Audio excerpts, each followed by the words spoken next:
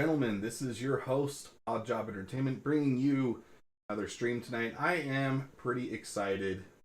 We're looking at making a trigger today. So let me just check audio real quick. Stream tonight. Okay, it looks like that is actually working. And I don't want to beat around the bush too much. I want to just kind of get right into it. So I did figure out what these smaller Allen keys are.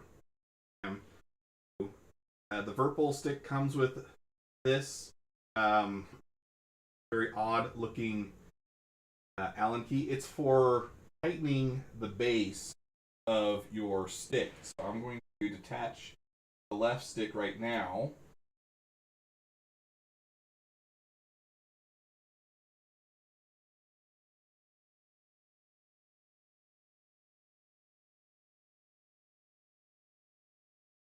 So right at the moment you can't see much. I promise.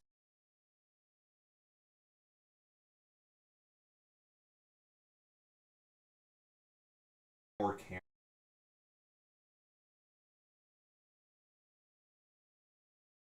The cameras are kind of expensive, so if you want more views or more camera views available during the stream, be sure to like and subscribe so that we can make this a profitable venture and eventually I can get more cameras. Hey Schlag, been a while since I've seen your name in chat. Welcome. How you doing?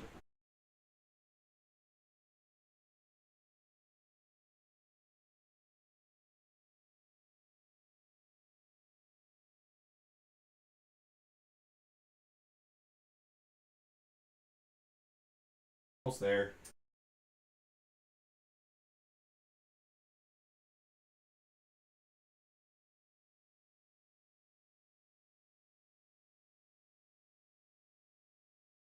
So last time we were streaming, we designed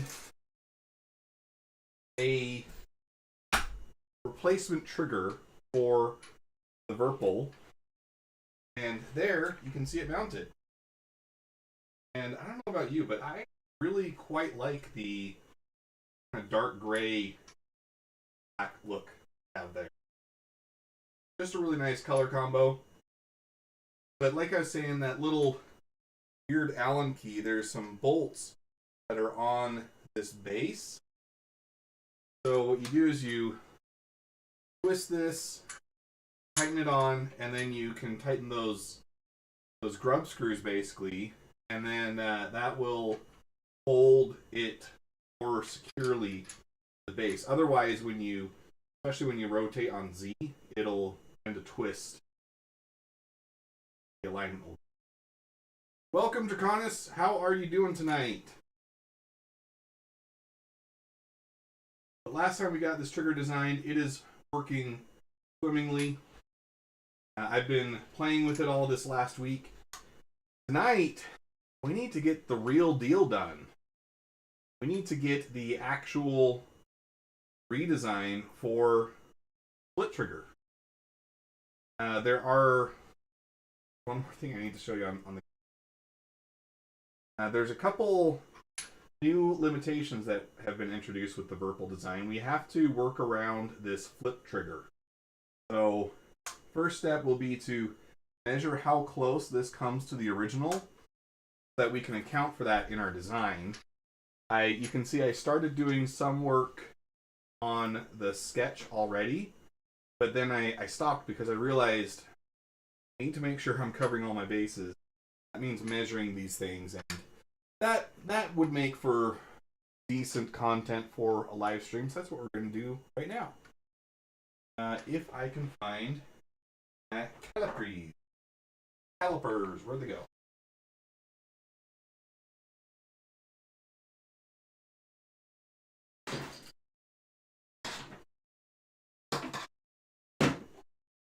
Alright.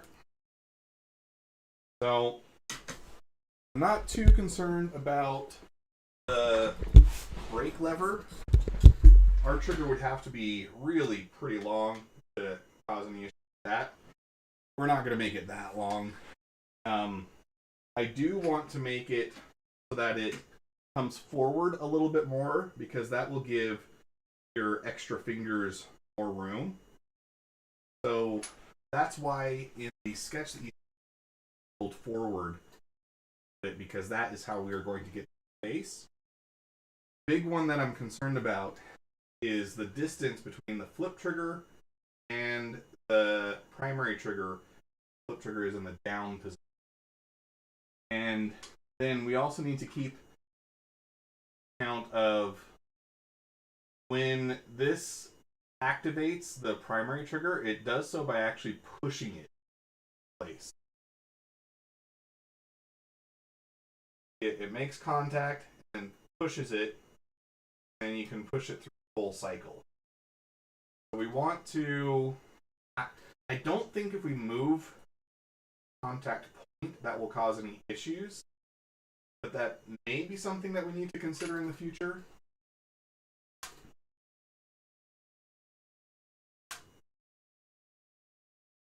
I realize you can do that.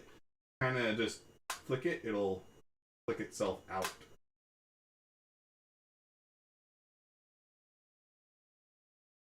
Anywho, enough lay in the down position. We have just over a centimeter of free travel.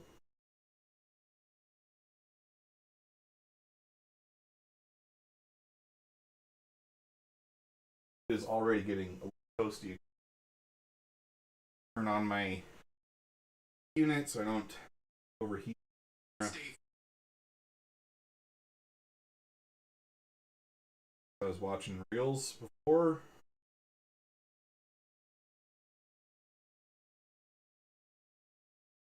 Welcome everybody. Looks like we have 4 people watching across YouTube and Twitch.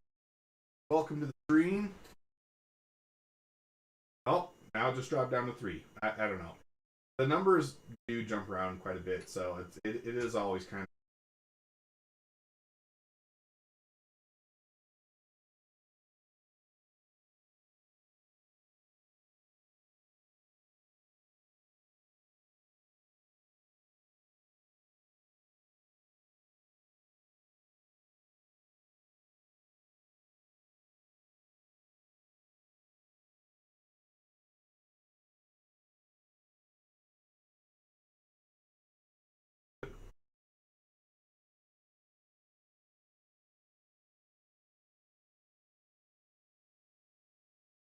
more accurate method that we can use here. I'm measuring off the bottom tip of the trigger. Really, we're...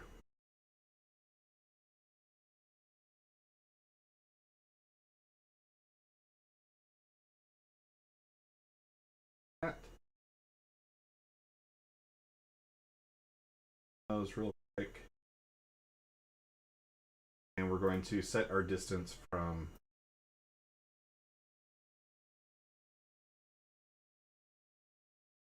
Go. So very quickly, our space disappears. That is going to be one of the challenges here.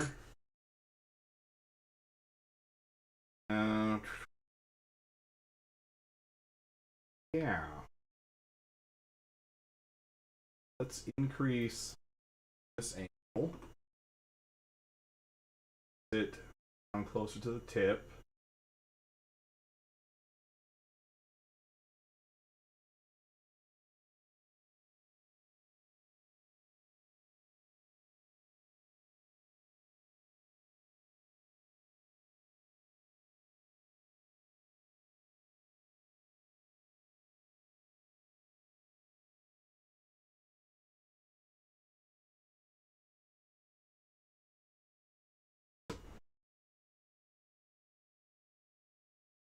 Oh, if we bump it out by 5 degrees, that gets it out a little farther by the fingers. That might just be what we need. It might just be that little bit.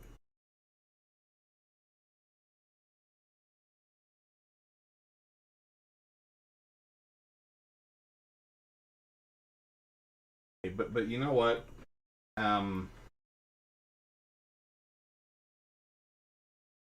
fresh.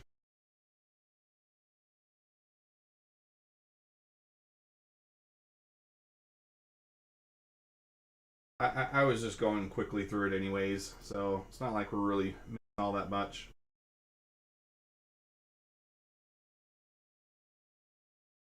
So U and then Q allows you to copy things into your current sketch, and then Q turns it into construction.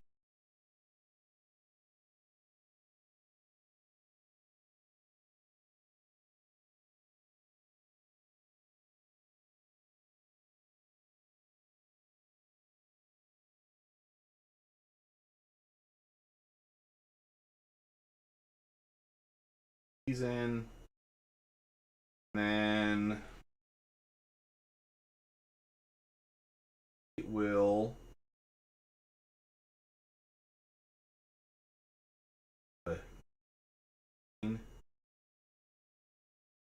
that.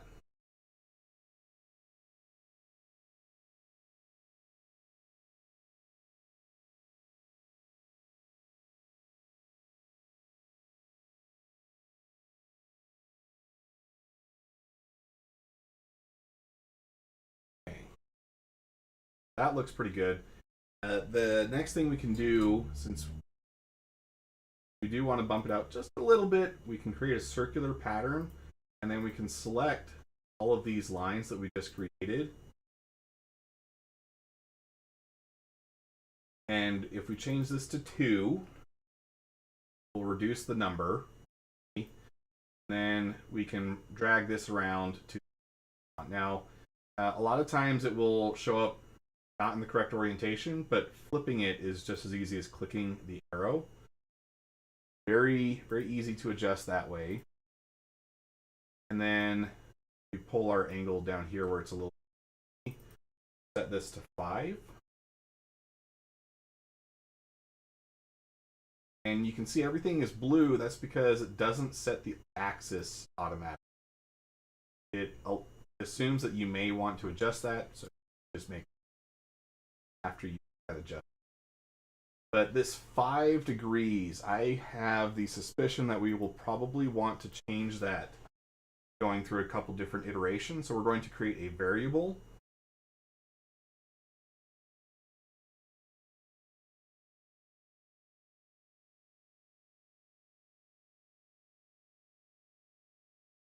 Nice descriptive name there. Set that as 5, and then we can set this that variable. We could have also declared it by changing it and then covering it that dialog box. Either way works. The result is the same.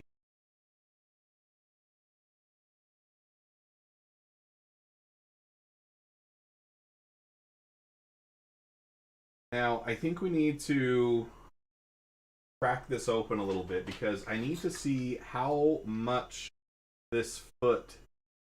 space this foot has for movement. Because just like with the BKB V3 triggers, we're going to make these stationary until the primary trigger pushes it.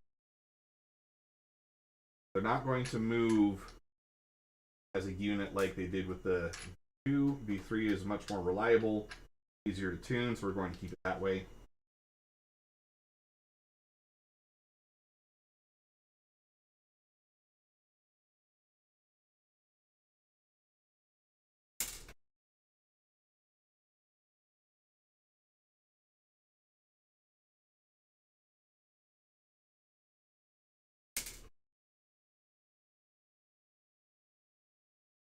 Just undoing the same screws before, except this time we don't do both of the screws for the brake lever because that makes it very difficult to put back together.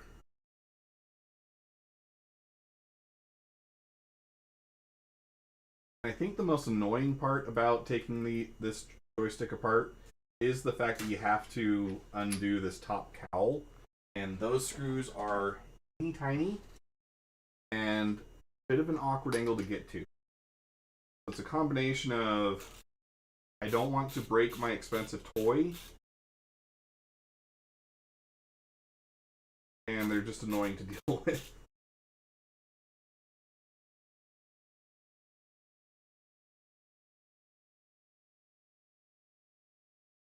But when this mod is done, you guys won't have to worry about that. That's a me problem.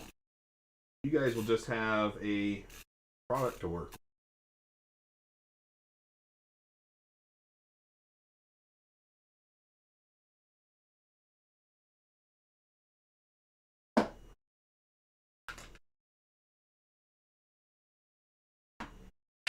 Go.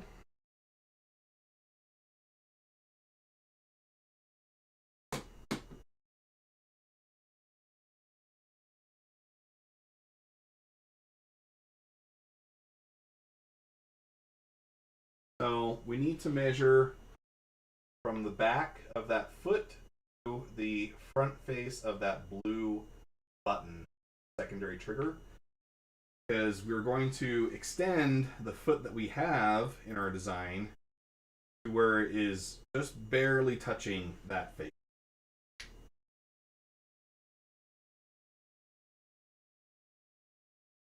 And it looks like it rotates to be, that's not, when you click, oh, ready for the housing yet. Carefully now. Pull the trigger. That foot rotates enough around to be parallel with that front face when it presses the button. Nice little detail. That would, in theory, result in a little more even pressure being applied to the button, so it's not going to get pushed off axis. It would cause fire in some cases. Pretty neat. Makes it a little trickier to measure, but not impossible. Two is create a constructor one.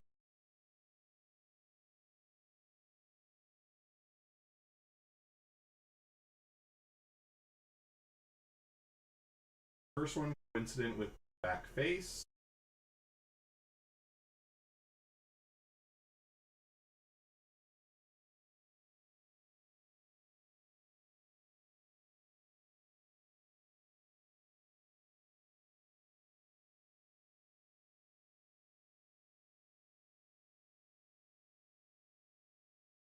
So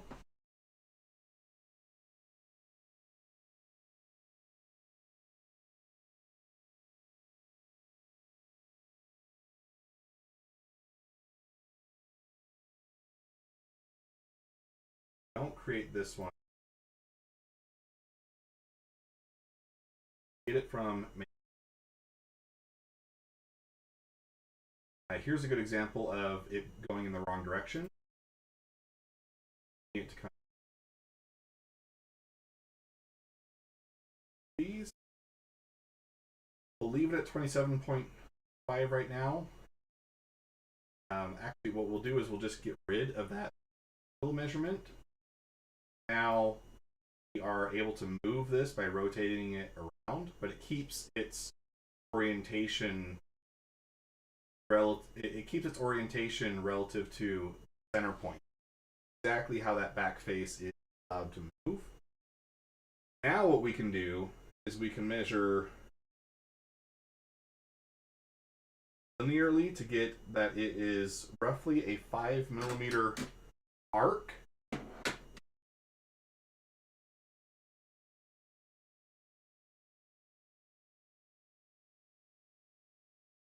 Points coincident, and then when you want to measure an arc and set a that be chord length, the right term? No. Chord length would be arc length. So literally just arc. It's very simple. Here's a neat trick that I learned recently. You click both end points and then you click arc between them. You can easily set arc length. Boom. That is so key for a lot of the things that I end up trying to do. So I was really stoked to see that a little trickier in some of the other ad packages.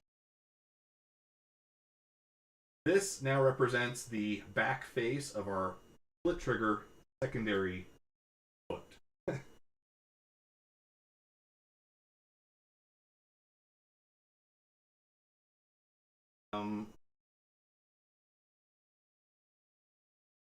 Also want to create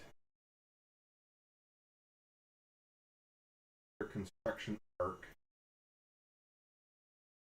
Goes to the bottom tip of our original trigger. Use that as a guideline for geometry. Now we don't want to go down past this because that will make that our mechanism binds up. Looking at that line, it does look like it would go just a little bit below, so I'm just checking sure that that would be okay, and it looks like it would be. The way that the trigger moves when it does get pulled back, this face lifts up from the frame. I think that will work in our favor to give us a little bit more of a fudge factor with our tolerance.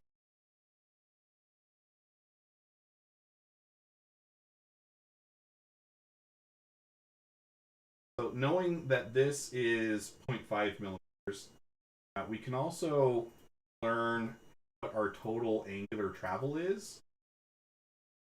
You see that's about 8.6 degrees. It's not a lot of space.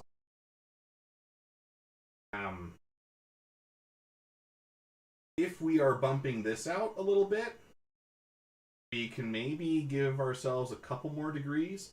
But if we end up using all of that, then we do run the risk of pushing the secondary trigger into the front of our fingers, which wouldn't feel super good.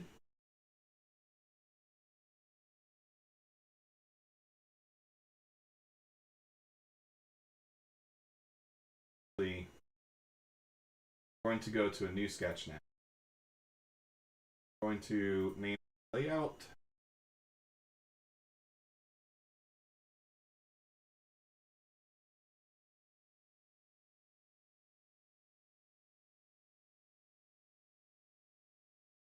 Those right in.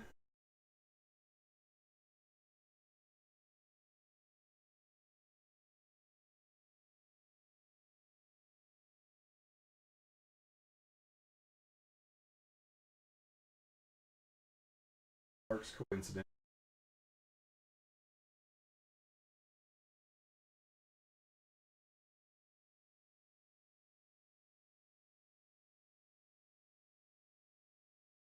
Line this measurement that we use for all of the rounded edges from the side. We're going to reference that a few times. Let's go ahead and make that table.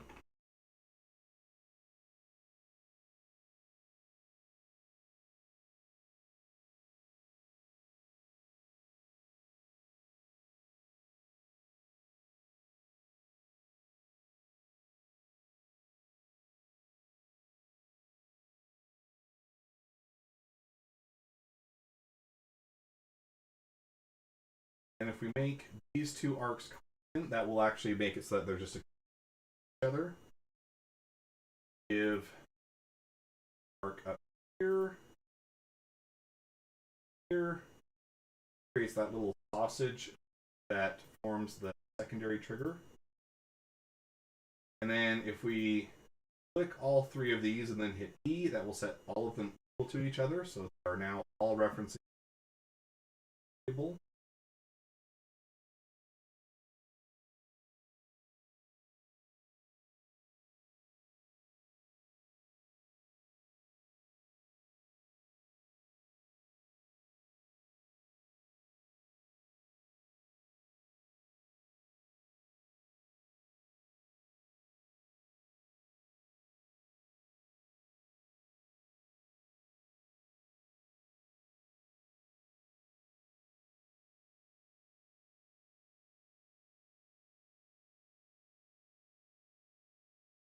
there you go. That is a trigger face.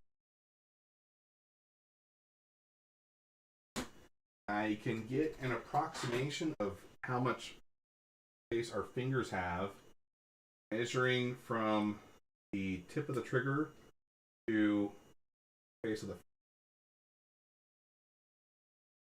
getting 13.4 millimeters.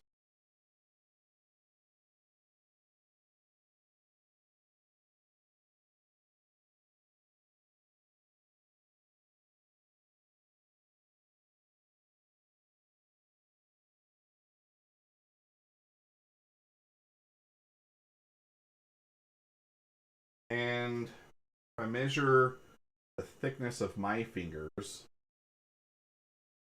getting 18 if I measure from the thicker knuckle. So that use that to kind of set a guideline in case we guide fingers. Now might be a little short.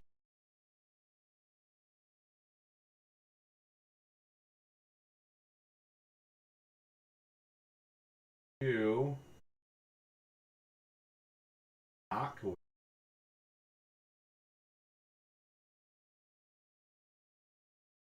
Tip up that secondary trigger a little more. The side effect of this is that it does make it so that you need to use more of a downward movement, actuate it. Set these equal to each other so that they still have the same feel to your finger, more or less.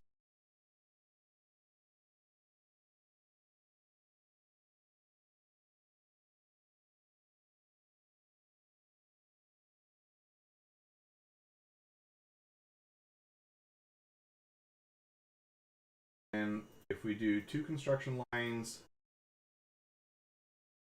these coincident with center point and angle to find how long I want this thing now. And I'm going to create another arc as a construction. I can set these tangent to triggers. And this arc will allow me to kind of tell it how much I want it to by changing the radius.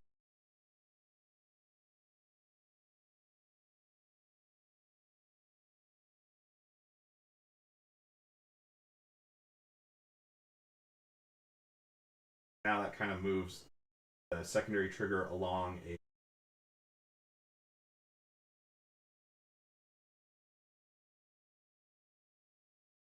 then if we give this a tolerance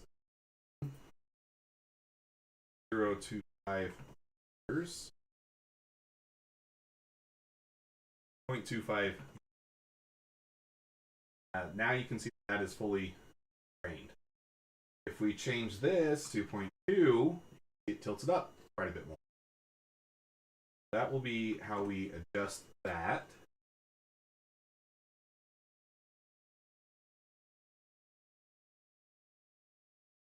And with that done, now let's measure there to there. We've given ourselves just a little bit more space. It probably doesn't look like much, but now that this is more like a plank instead of a vertical trigger, it may be enough to make it so that we no longer have any issues. Secondary trigger running in.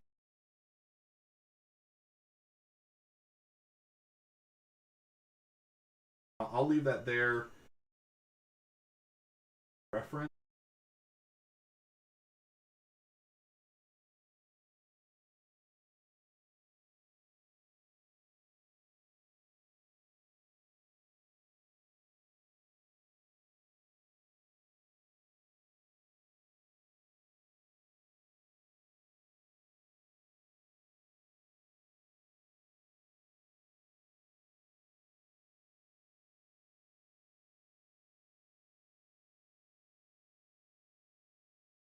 Now, here's the tricky part.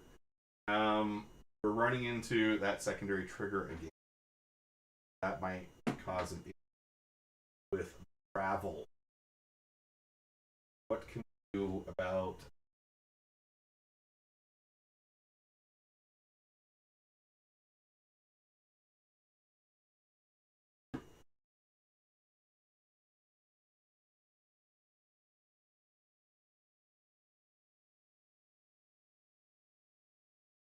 well, right now I have this set to be bottom. Necessarily need to be.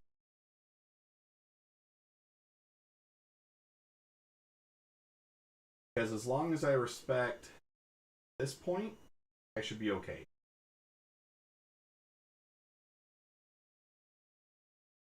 The tricky part is I get support structure secondary trigger up over that well.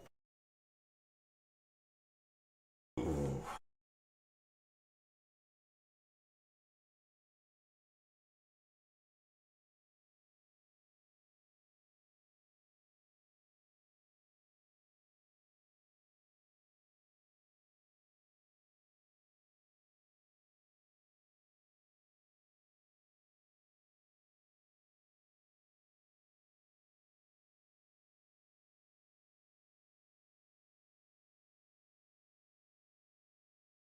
I can do, I can work like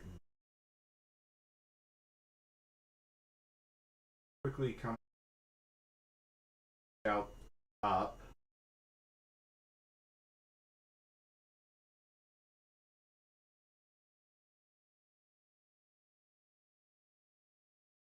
And let's, when does this,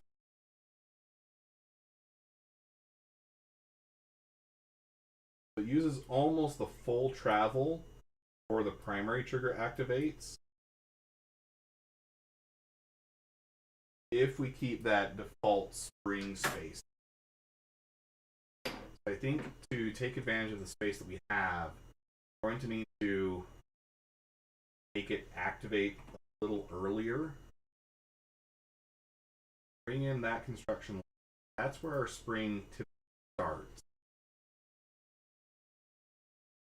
I need to give myself a bit more space to distinguish between presses. So let's do another circuit pattern.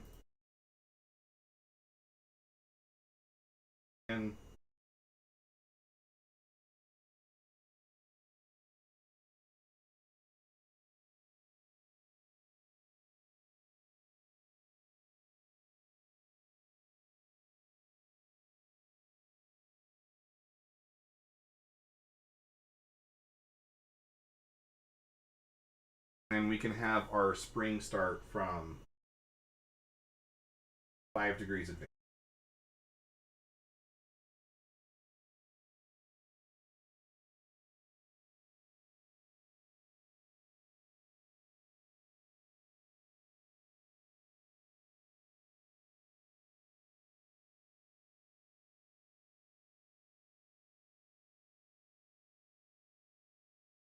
And that means that if this needs to move 5 degrees,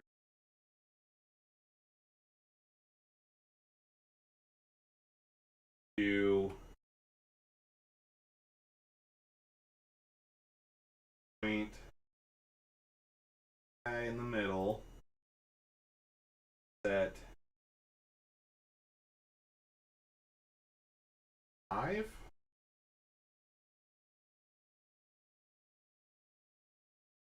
That'll make it so that they don't bump in half a degree.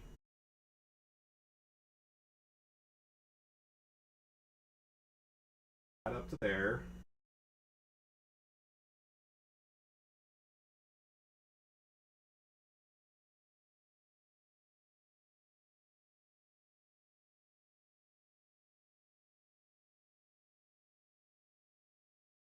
Like that. A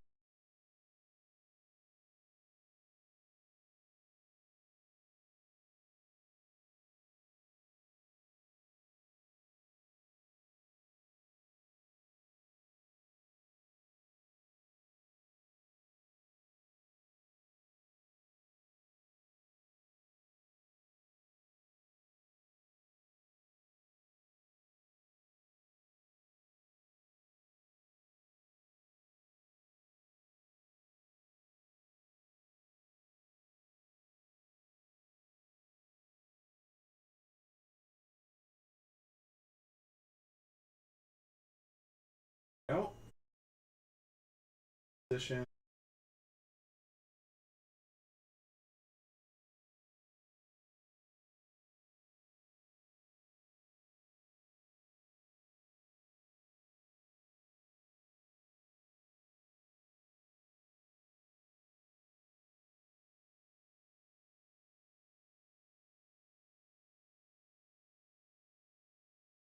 I should create another.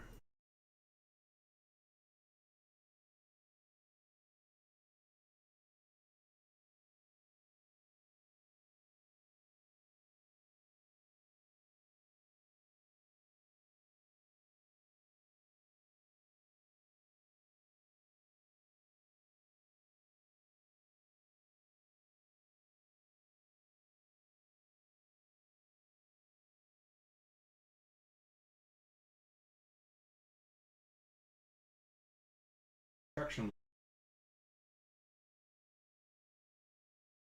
And the key here is I don't want these lines to intersect. I don't want these arcs to intersect. Which it looks like we are okay. So that is great.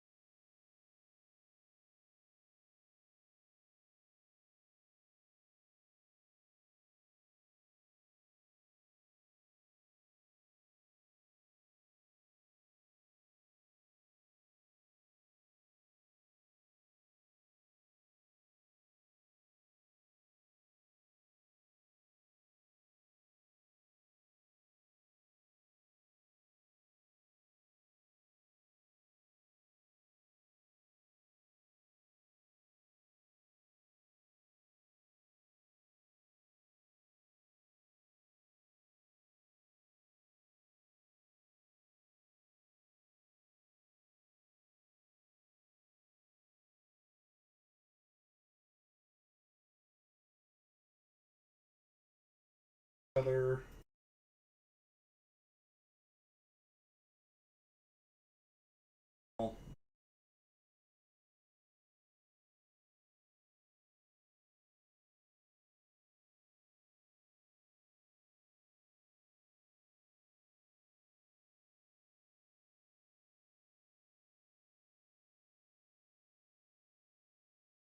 That's our secondary foot planned out a little more.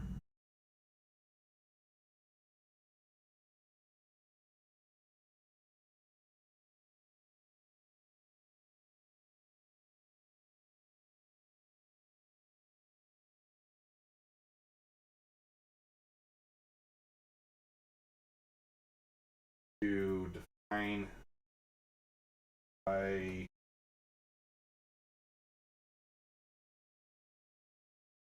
have two construction lines or them.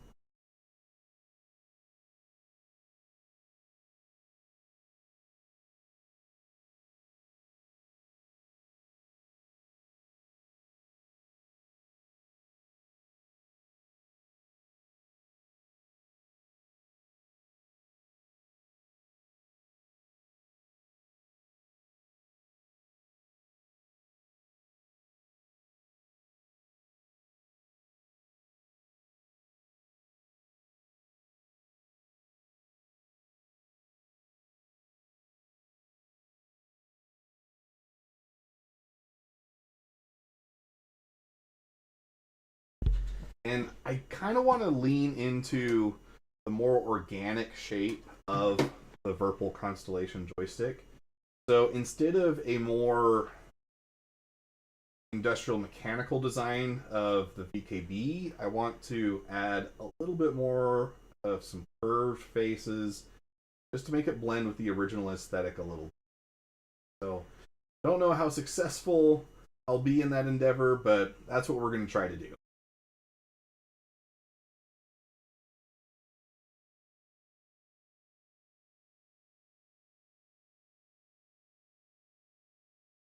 Okay.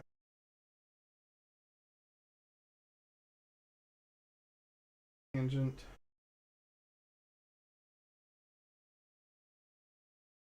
Guys, tangent. Cool. Very nice. Very nice.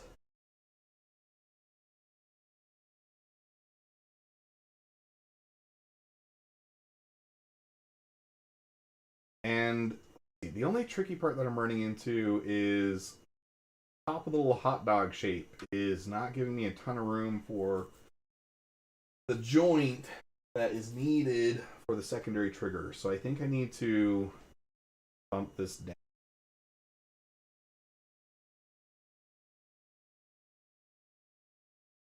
Do it.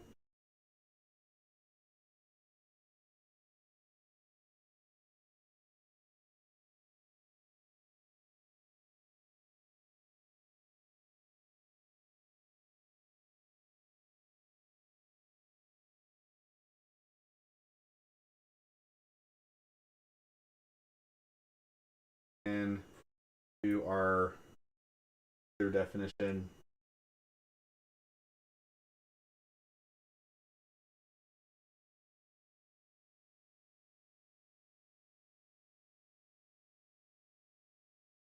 No.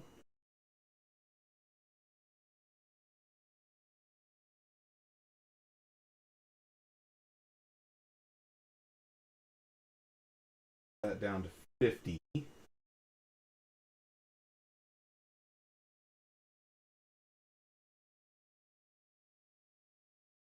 Hide that. That shows us where we still need to find things. You can see that we're still got quite a few holes in our sketch.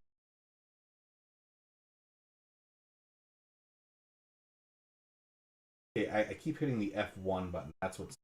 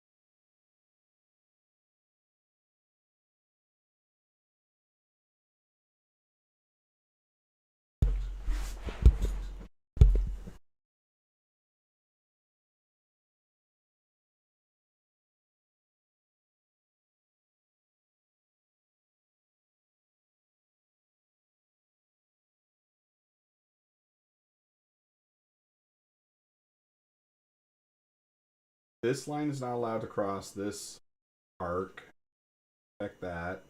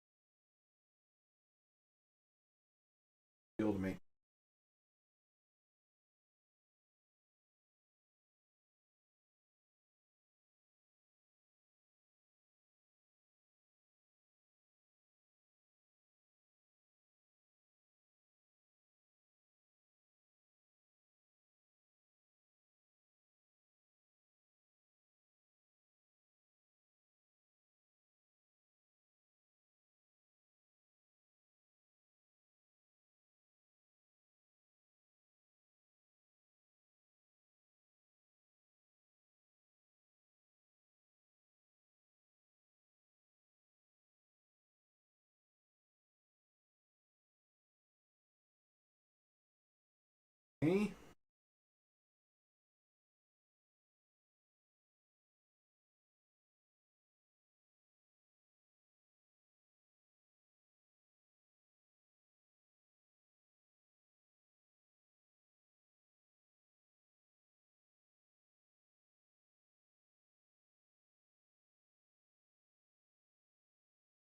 Work.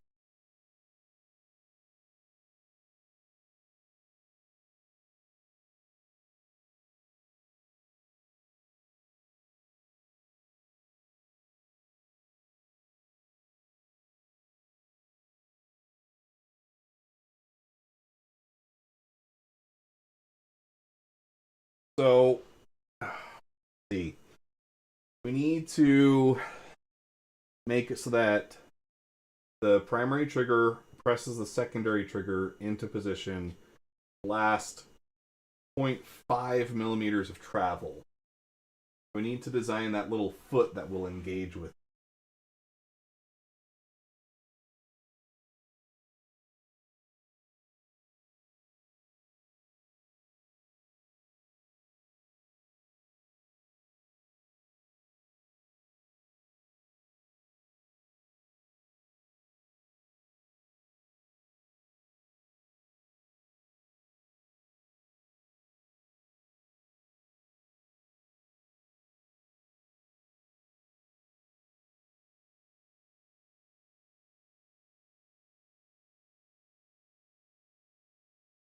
And it needs to have the same starting point as the second. That's why we set it to that little corner there.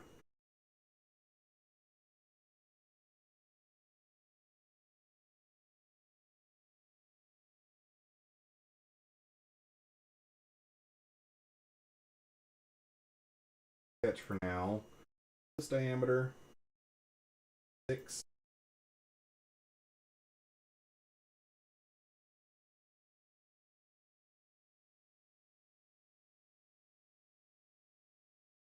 Six.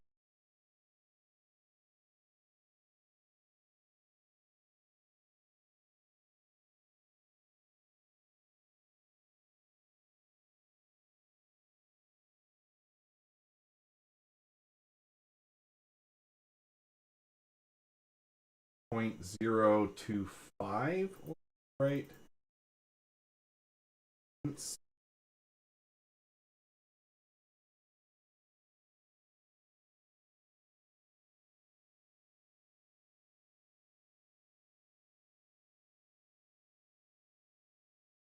That.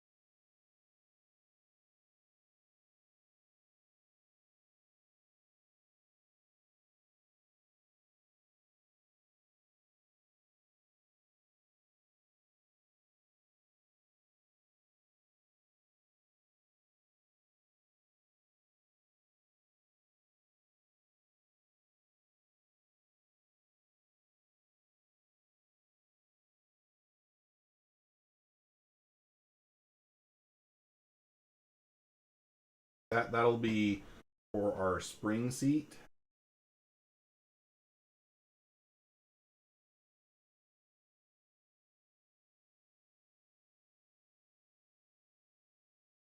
Four.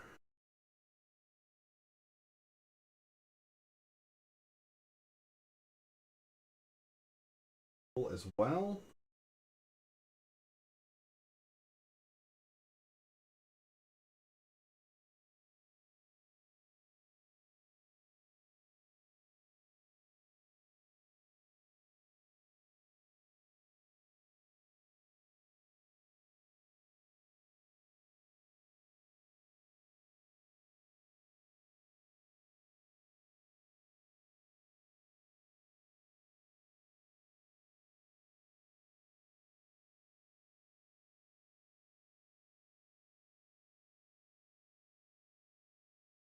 no other reason than that. It doesn't actually.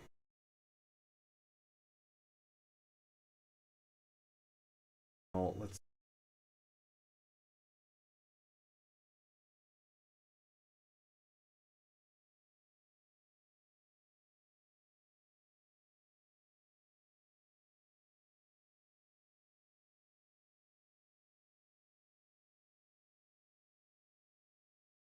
If the total travel was 8.5 degrees, we've advanced the button pretension by 5 degrees.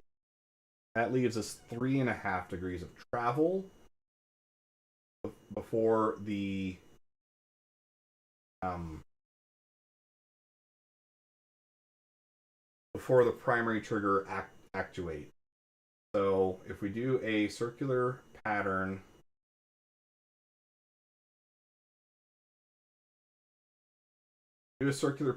of this 3.5 degrees. That'll put it out here. That will be our, put it just a little bit past that. That'll be our engagement point. Or basically anything past that will be a safe spot to have it engage the secondary. So let's see. Do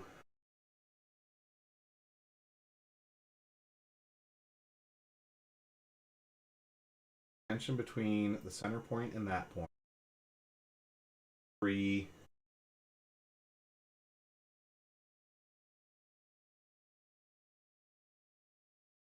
Make that an arc instead. Reference the center point as well.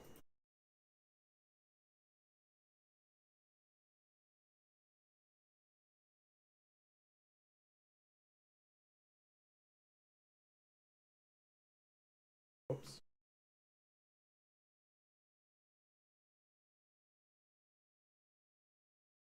That gets those defined better.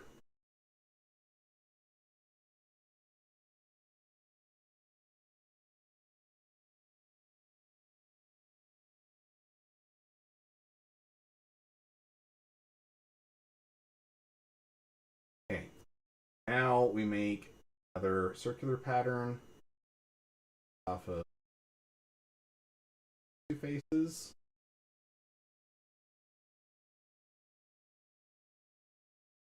2.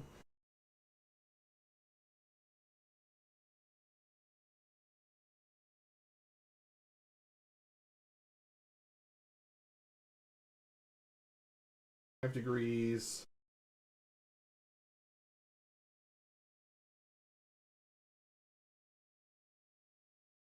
Point.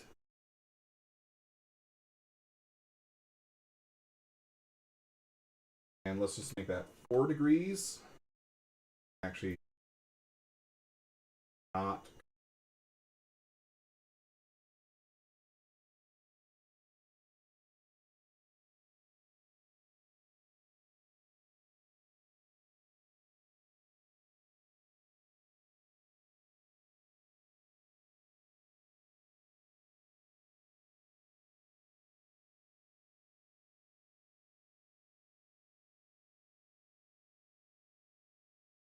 We just need a tolerance between.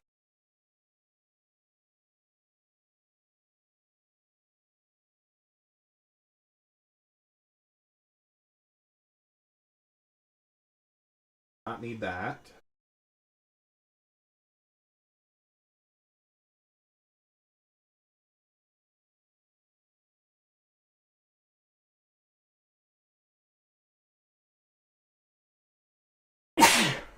Excuse me.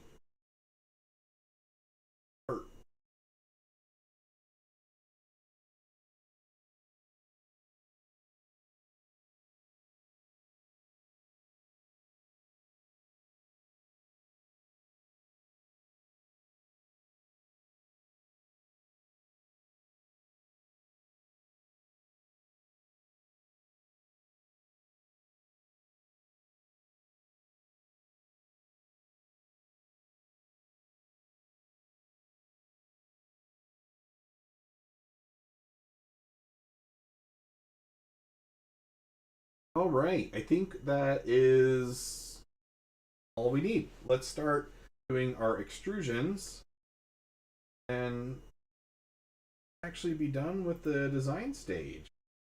That might sound crazy, but we might be there. How thick was this? OG. I think it was 1.1, right? 1.2 technically.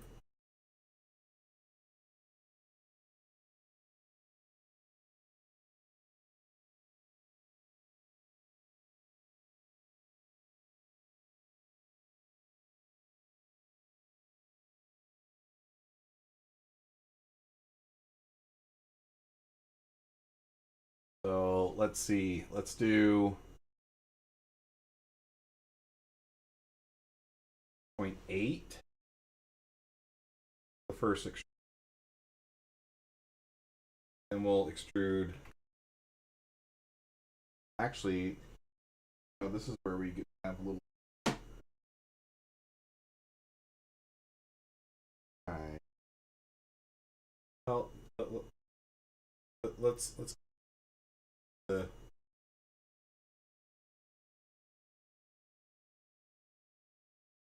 this guy.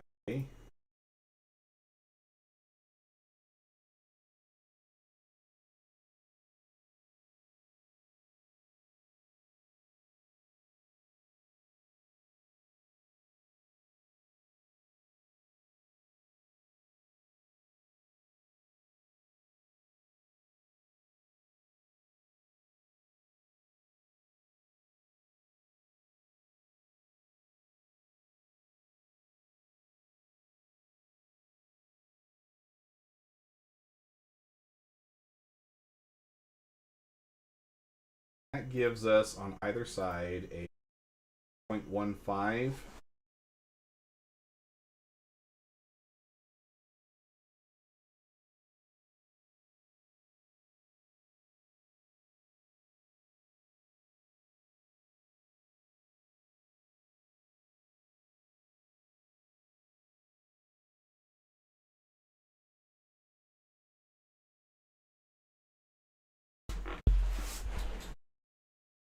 So that really should just be all that we need for the secondary trigger.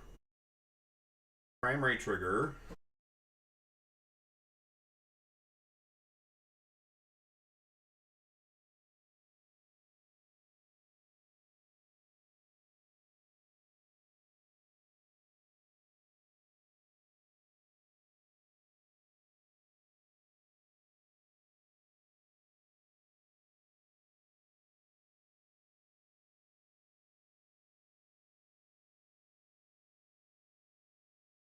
Oh, okay. Not be construction.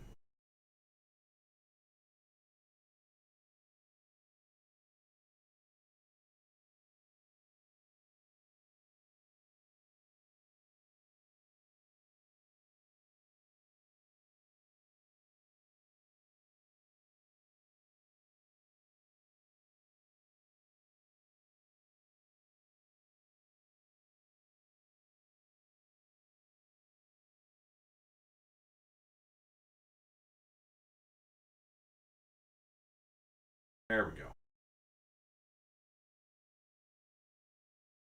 Rosie in Space. This is for the Virpil Constellation Alpha. So if you have one of these, you will be able to pick these up here pretty soon. I think we might actually be able to get these done maybe within this next week. I'm pretty excited about that.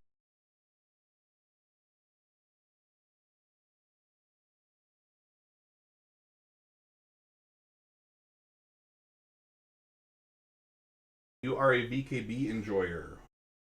Well, have you seen the VKB versions that I've already made? Because the Gladiator was the first one.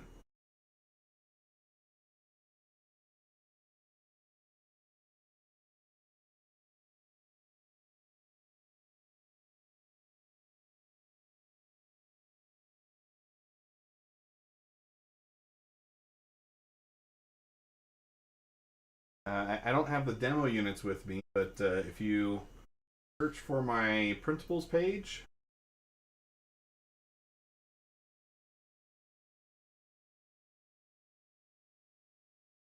you can download yourself a split trigger for your VKB Gladiator. Been a very popular mod. Essentially what it does is it allows you to access the second stage without having to activate the first stage. But you still get the ability to do a progressive activation if you want to. So keep pulling the primary trigger. You can pull it all the way through first and the second, activate them both at the same time. Or you now have the option of doing just the primary or just the secondary. That's the goal that we're working on here as well, giving that same ability to Virpil users. These people have been very patient for me to come out with this mod for their stick, so I'm really happy to be able to support that now.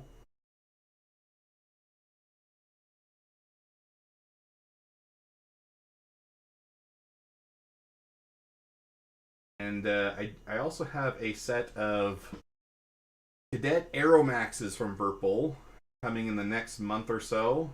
So once those get here, I will be supporting that model as well. So quite a few additions to the offerings here.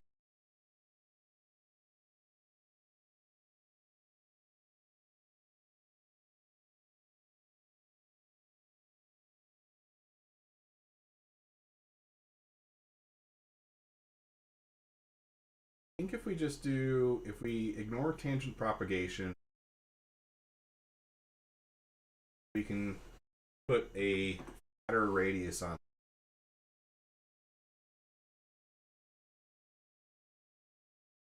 to make them a little softer on your fingertips. Go big or go home, right? It looks pretty.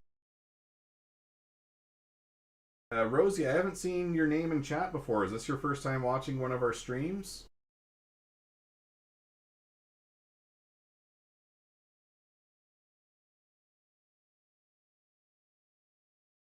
Nice. Well, welcome. Hope you are enjoying the content. Do you happen to have a job as a riveter? Chance? Rosie the Riveter? The joke for the humor very highbrow here.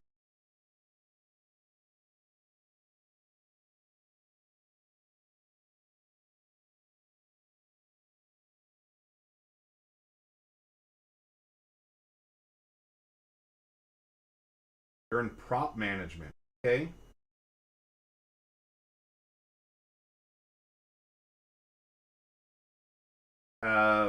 Probably like property, right? Probably not cosplay stuff.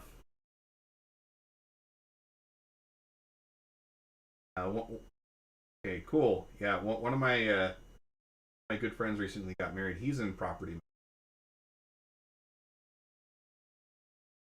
He hated it. So hope you're having a better experience than he.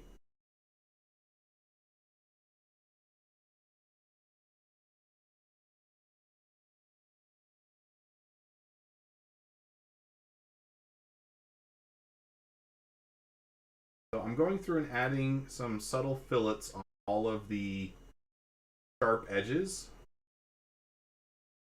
That's work from home. Nice. That will just make it so that well, anytime you have a sharp edge, that creates what's called a stress concentration. So if we can break those edges, we help the stress flux flow a little nicer, so things are less likely to. Even if it's just a teeny tiny fillet like this, that really does make quite a big. I can find.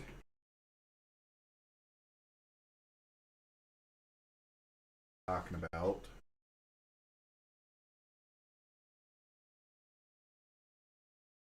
So for example, here you have a flat bar with a hole in it.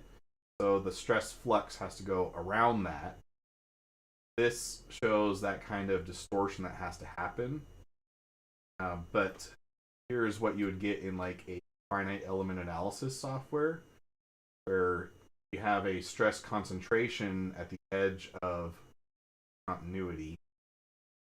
Another example is here, because you have this sharp edge, stress flux has to take a much sharper detour in order to realign itself with the material. Whereas if you add a fillet, you ease that travel. So it's less likely to break along those. These are 3D printed, Rosie. Yes. I tend to print mine out of resin. There are a number of users that have had really good success using FDM printers. So that is a very respectable option as well. I like the resin because it just results in a little bit smoother of a surface against my fingers.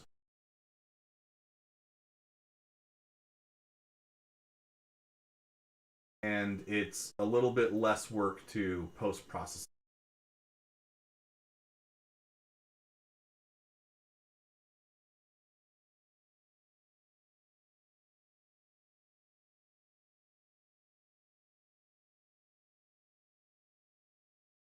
You print them with softer filament like T. Not as of yet. I don't know what the advantage of TPU would necessarily would be, except for just being a little softer against the skin. For the structural parts, I would say no. That would just result in the trigger feeling pretty mushy. But if we're talking about like adding a kind of like a little gasket on the front here, just where your finger touches, like you could add some TPU. It wouldn't be hard to do.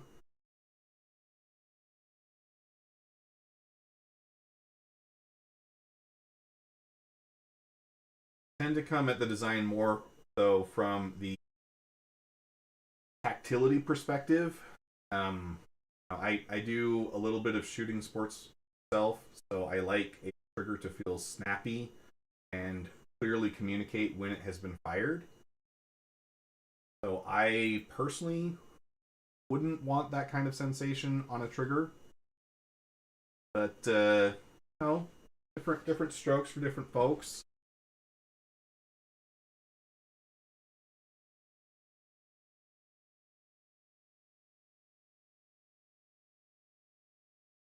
I want to thicken this cross section right here to make it so that it's less likely to break. It's a little too thin for my liking right now. And compared to the amount of material we've reserved for the primary trigger, we've got quite a bit that we can use. Do here.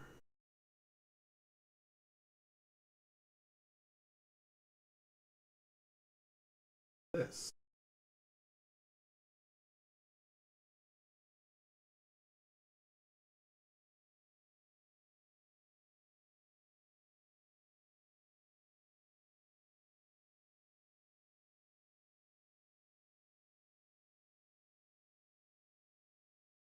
Rid of this line. Vertical with that.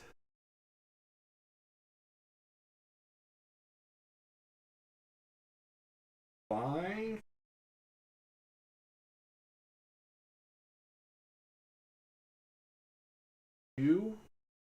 This needs to be vertical.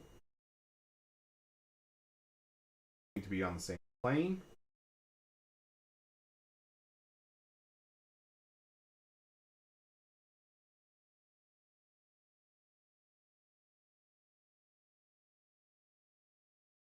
That.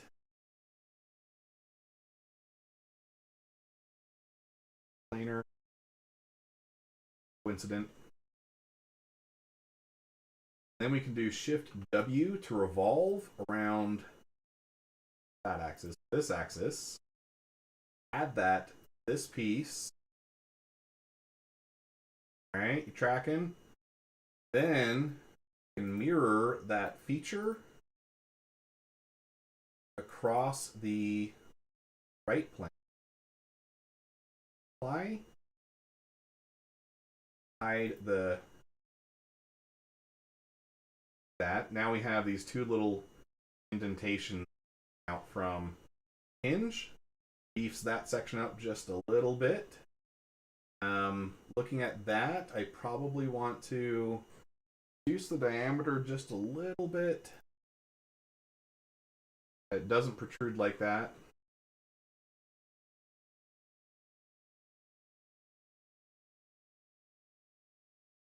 Oh, that cleaned that up. Then we can create a boolean between our two new pieces. What we'll do is we'll do a subtract. We'll set the secondary trigger as the tool, and we'll target our primary trigger. We'll keep tools, offset, offset all. Actually, well, it shouldn't matter if we do offset all because everything is already spaced out a little bit. We can give everything a 0.5 millimeter spacing. And if we hide this, we will see that it created a little indentation so that it rides around but not on our secondary trigger. So we thickened up the hinge for the secondary trigger. And then what this will also do is it will make your install a little easier, because what you can do is you can put these together and then put them onto the axle as though they're one piece. Right, so I'm always trying to find ways to make the installation for users easier. The VKB is necessarily a little more finicky or fiddly, just because there's all these pieces that have to be balanced, and there's not a good way to stitch them together with the limited space that I have. But here, you have a little more space, so I'm going to take advantage of it to just make you guys' life a little better. So that should make the install a little easier. Snap these onto each other, and then they can both slide together onto the other. Alright, so we also have a little bit of space that we can take up for the outer sides, and we want to try and reduce friction against the outer casing of the joint. I missed edges that this.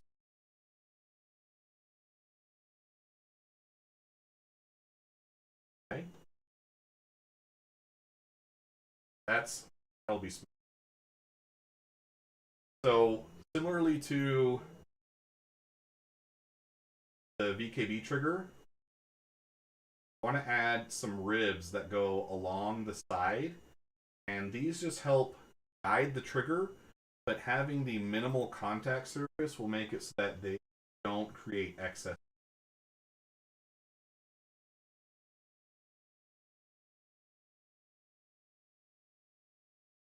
A for arc, U for construction, I for coincidence. Set those together.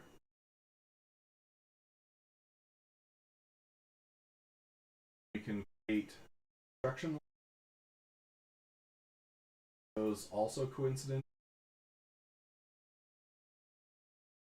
There.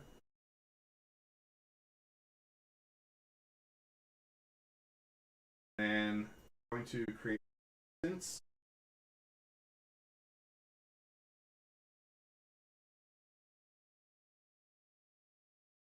Find the radius arc.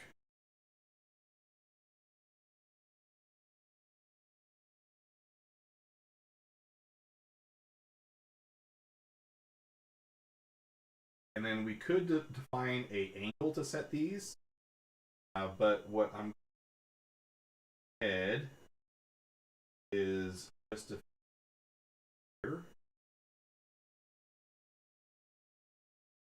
here. Then if you click the drop down next to offset, plot,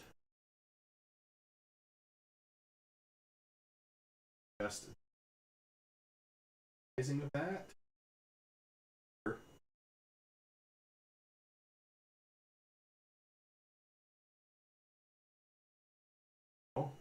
that. And we can extrude that.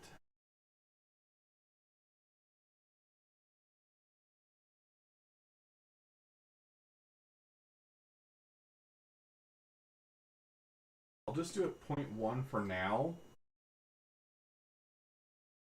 Because I want it to be the same width as the. Take a look back here. Not quite the same. I want to also give it the tolerance that it will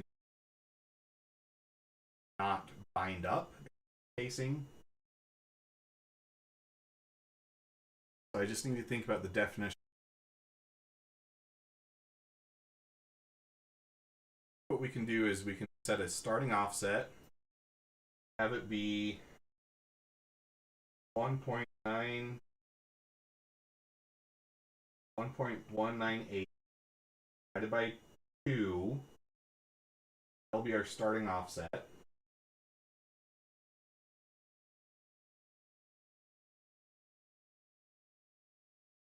Oh, okay. That will be our starting offset. Change this sketch to actually start on the. There we go. Then we will change the direction. We'll have it go to blind, just because that will work better where we need to cover it. 0.1 look does make.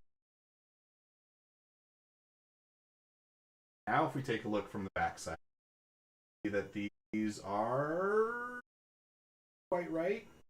Probably because of the fillets, though. Verify that by mirroring it across the right side, and we can measure parallel distance. This should be 1.198. Yes. Cool. So that is correct. I'm not thrilled with how skinny those are. I think that's going to act too much like a blade, or it might bind in a different way. So let's increase this distance, that distance. 1 millimeter.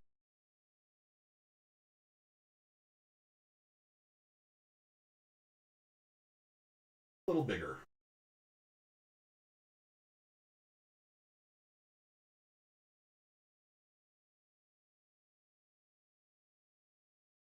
And if we move the rollback bar up above the mirror, fill it.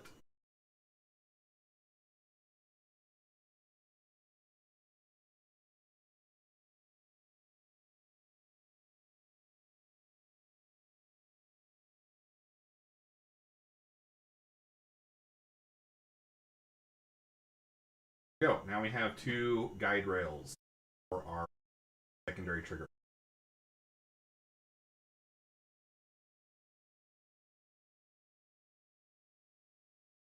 And it would be good to do the same thing for the interface between the primary and the secondary. We also did that with the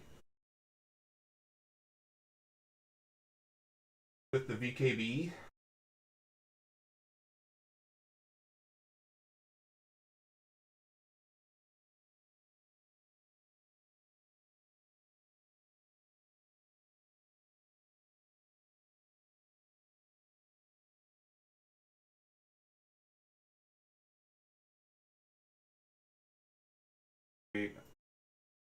Set off here, way up to this face, smallest of offsets.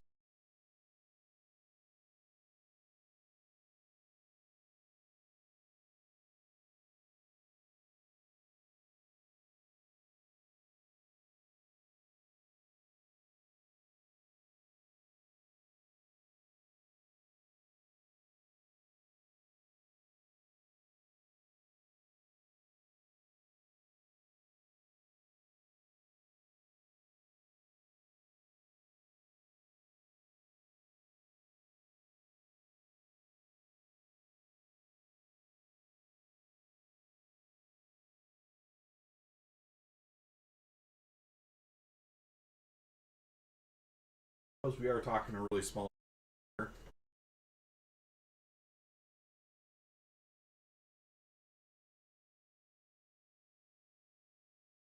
Um, and we're going to create that as a new, because that will play nicer with the mirror, and we can add them both to time.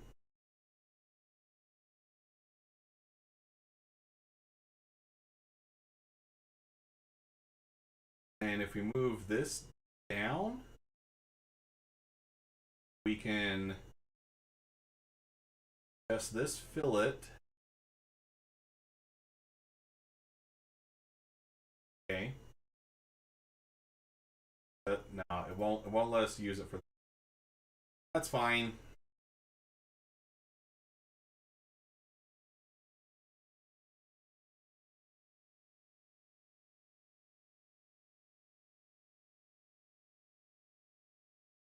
Fillet those two edges. There we go. We've got guide rails between the casing and between our two trigger pieces.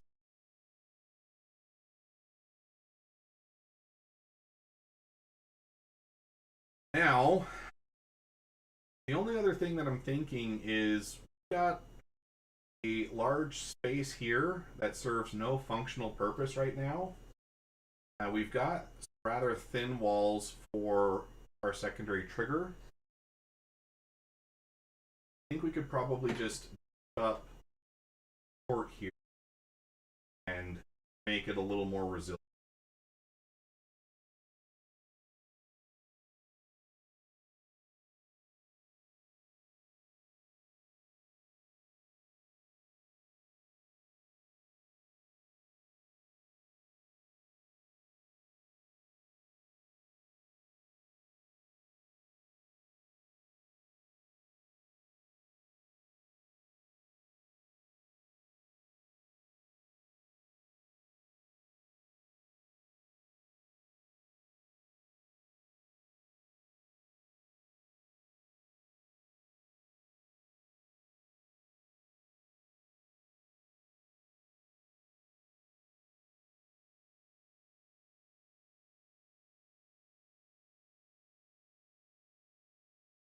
Move these to a spot where they won't interfere with spring.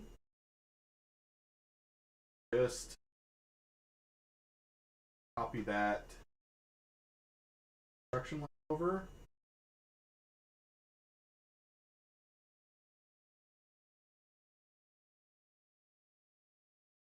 Create a clear line, point, arc. Just need to have our support stop above.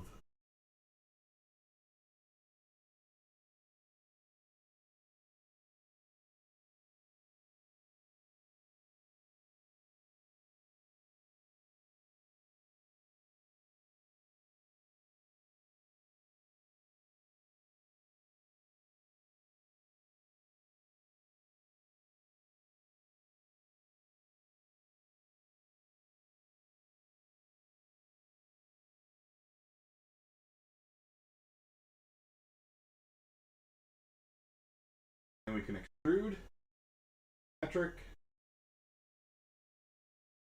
8.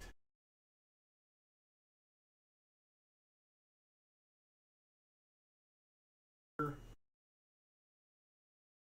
we're cutting it a little close to that hinge, but I think we're okay.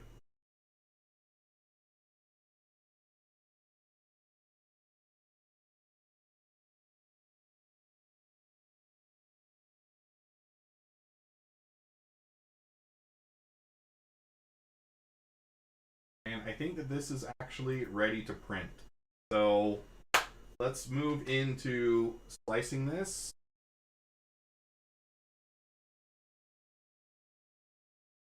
Name them first, though.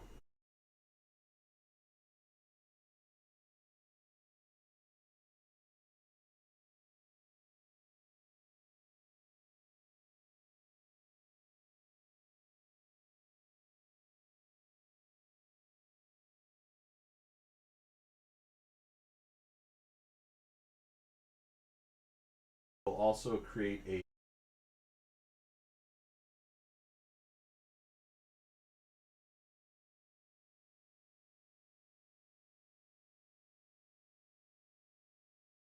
export that as a 3MF.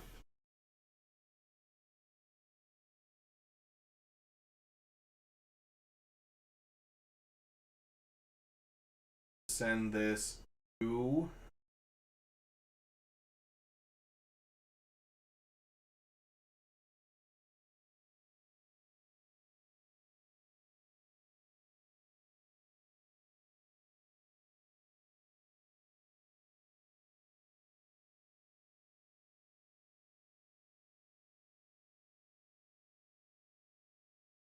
where did I put it?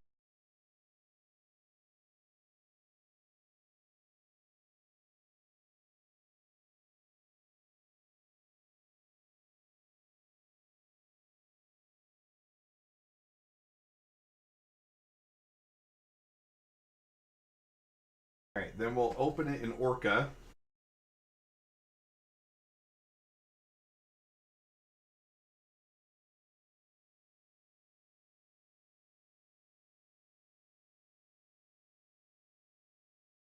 Immediately save it. Then we can open it in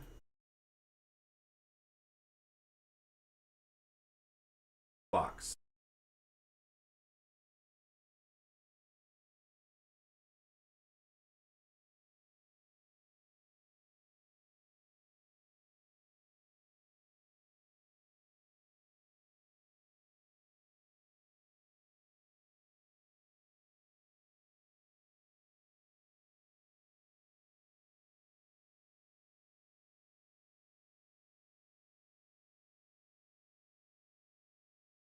So because we opened it in Orca first, it opens up in the correct scale. That's that.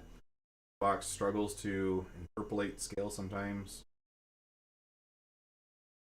I'm going to create 2 copies of them because I feel pretty confident that these are going to work. I can orient them and out.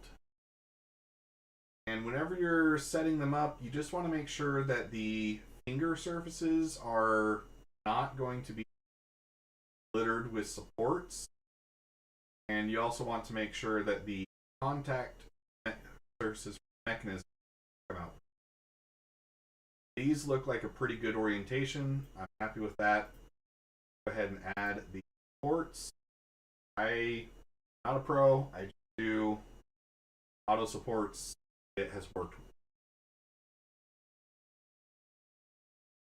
That all looks pretty good to me. No complaints. Go ahead and place that. And just before I hit slice, I'm going to go get the USB stick. I need to get my printer transferred over to network that my is on, but I haven't done that because last time I tried to, it hadn't got it out. I'll be right back and we'll go grab that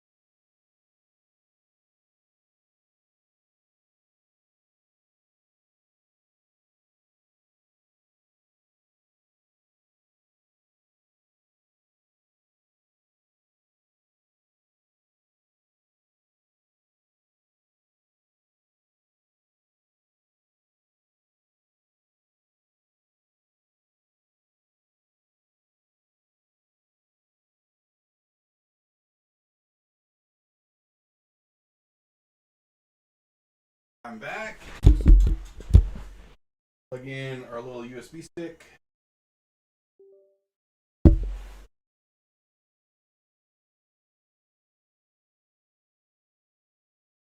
Save, I suppose. We will save that onto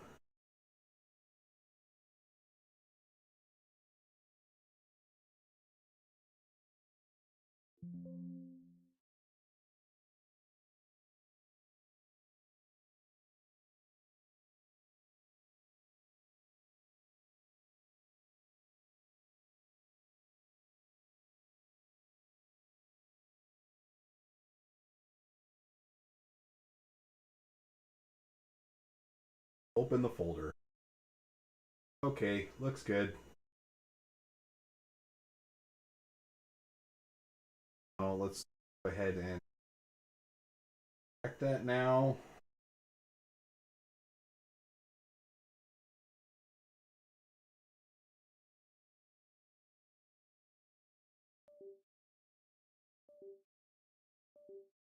Okay. All right, be right back again. I'm going to get this started, and then we will get in. I don't think we're going to get to trigger tonight, but we've made some significant progress in being able to get to a testing state. We want to give a shout out to our channel members. We got the animation fixed. Thank you, Draconis, Prime Atlas Gaming, and Exidori, brand new member. Orbital Bombardiers and Up, they mention every piece of you directly helps me. And what I do is I make cool mods for joysticks. So if you want more of those, at the very least, subscribe so you don't miss future content. If you have the means, you are financially are. Right back, I'm going to get started.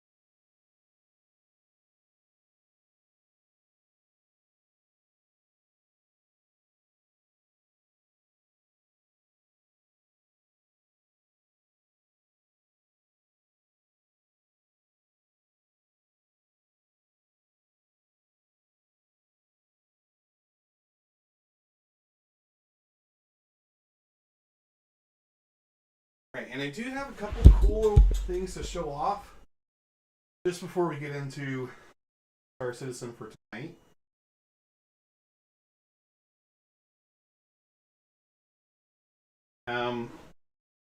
I ordered some parts for the footrest, and those came in. So this is the knee pad, or it's the support for the knee pad. So it will go under my knee like so for the footrest. And this was made by Send Cut Send, and it's a really cool looking part. Not sponsored, though I would happily accept a sponsorship from Send Cut Send. I've used their service a number of times already on my own, and they are super fast. Parts come out super clean, very, very nice and sharp. What's cool about this one, though, is that it's dimple formed. That's these circular cutouts here. This all started off as a flat piece of steel, and it was laser cut, bent into the shape that you see, and then it was die pressed with a dimple die, which puts these curved contours onto all of these circular cutouts. What that does is it makes this thinner metal behave like a stiffer or thicker section. That allows me to cut down the weight a little bit, save some material, and it also just looks really cool, right? I picked this thickness because I do need to have these corners welded. They don't do that part for you. So I'm going to take this over to my buddy tomorrow, and he's just going to weld these corners for me, and then this thing will be nice and solid. But this is the knee pad. Also have a calf pad. This is what I think is really cool. Check this thing out. Really channeling our apple cheese grater look with this. I don't know, it has this very 80s, 90s sci-fi look to it. I think it's going to look so cool. But again, these are functional holes. They don't just look cool. They increase the stiffness of this whole part while reducing weight. So it means, in my case, that I don't have to add on a ton of extra weight for the motors to push around. And we've already added quite a bit of weight to the chair already. So we don't really want to add that much more. But yeah, this will go under the calf. And basically what we'll do is I'll cut out some cardboard to lay on top of these. I'll wrap the cardboard in a black Dura, it's the nylon stuff. It's the same kind of fabric that my chair is made out of. But it's a hard-wearing black nylon. Wrap some cardboard to create a backer. Put that on top, and then we'll put a piece of foam cushion on top of that. Wrap that with some cotton batting material just to like soften the initial touch feel. And then put some more Cordura. That's what it is. Black nylon Cordura over all of that. And that will, for one, make it so that you're not resting your fleshy bits on the sharp metal here, but it'll also just make it really comfortable. So that is probably what I will be doing tomorrow. I'm hoping to have this video of the footrest done this next week. So if you guys have been following that project and you want to make something like this yourself or your own Monster Tech chair, that will all be coming available here in the near future. Stay tuned for that. Really excited to release that. This project has been a long time in the making. Holy cow. But it's almost done. We're just crossing the finish line right now. But I'm so stoked how these parts turned out. They just look so cool. They are going to make some incredible B-roll if I were to film it.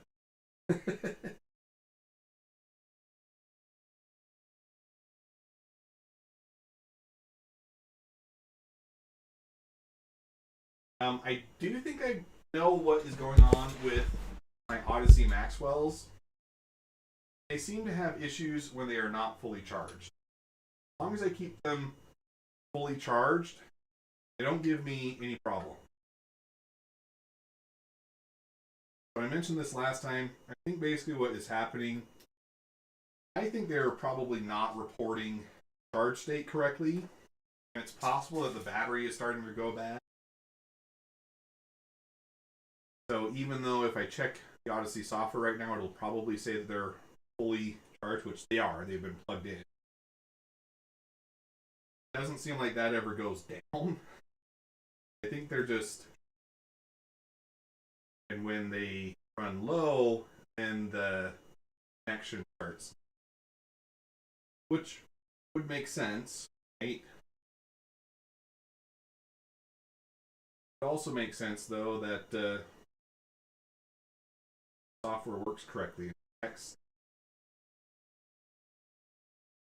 of frustrated there.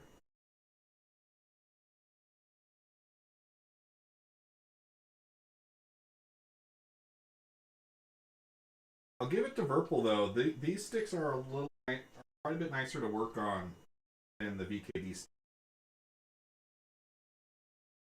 Hopefully the cadets keep up that, but these have been much nicer to take apart and put back together. Good on you, VKD.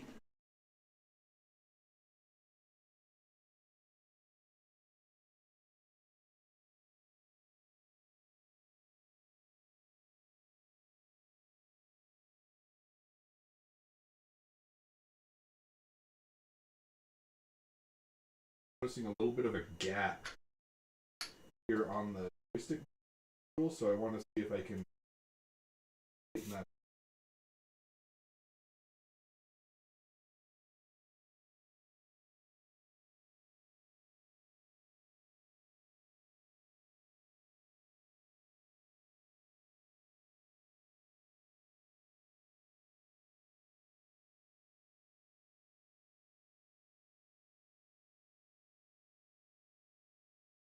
While probably work.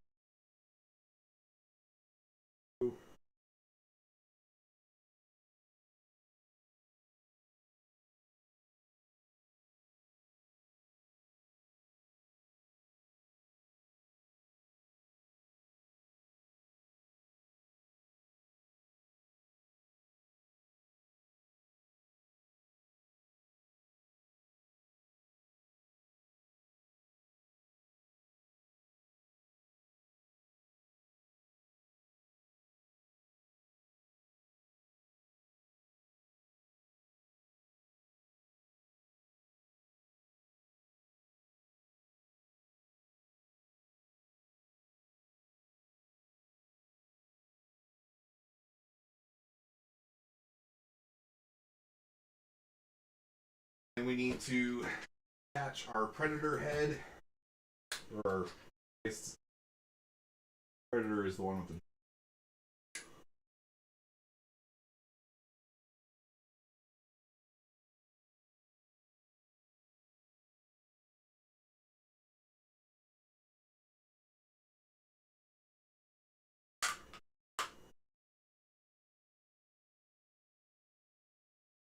Learned last time that there's some pegs on the back here that you need to have lined up, otherwise it goes on crooked. I kind of brute forced it last time. Didn't look right. Lessons learned.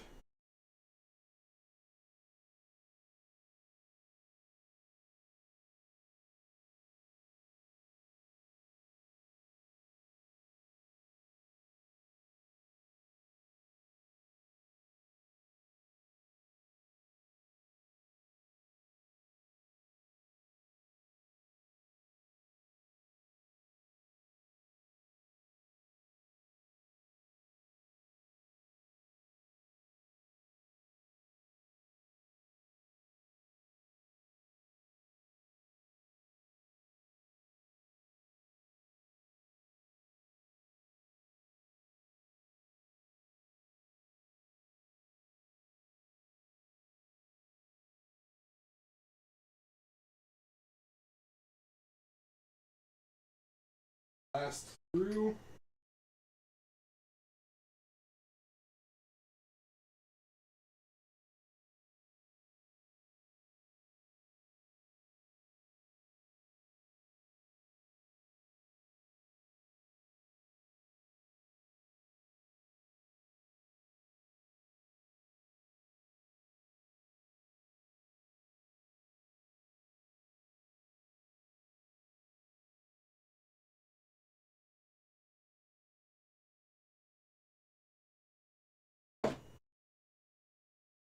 Right. Now we can mount this back on.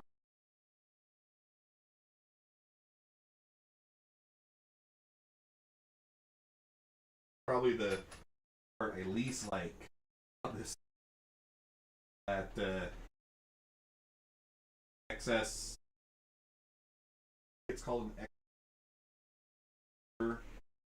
It's going to use. Oh, you're just in time for us to finish that part. Overboard? Yes, I am modifying them. If you are curious as to more of my full opinions, I did release a video this last week where I talked fairly in depth about what I feel are the shortcomings. I don't think it's anything that would make or break it for other people, but there are some that I would prefer be different. One of the things that we're working on, if you had tuned in just a little earlier, is I'm making a split trigger mod. So maybe you've seen the modification I made for the JB Gladiators. I'm basically making that same thing for the Virpil. So, essence, right now, if you pull the trigger, a half pull does the first stage, full pull does the second stage and the first stage together. I'm making a modification so that you can bypass the first stage and activate just the second stage. Makes it really nice for setting up things like weapon groups. Have two triggers operate separately, not interfere with each other. Still get that progressive action if you want, or you can pull through them. So do they need modifying? No. Yes. I don't know what I'm making it.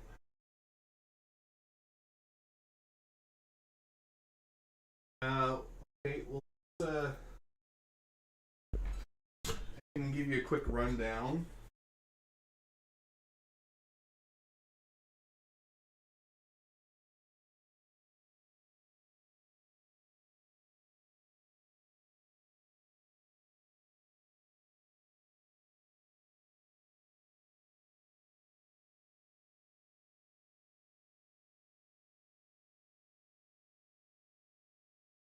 Let's see.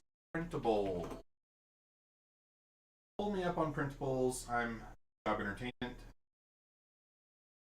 Pull up my store. You can find the Gladiator split iteration. The V2 was very popular. Those are still available if you want them, but V3 much better. And here's a good picture of the side. What happens is pull this back. Don't pull it all the way, you'll just activate. Pulling it though, whole section down here that engages larger pushes it back to activate this. You can still get that progressive activation triggers, but you can activate just the first stage if you want, and if you want to bypass the first stage, activate just the second stage, you just pull the. And I also created a modification this iteration that about the dual. Oh shoot! Oh my gosh! I'm dumb. Sorry. There we go. Sorry about that. So if you pull the blue piece, that's your first and second stage progressive action. It pull it through the first stage, and then it will pull back on the.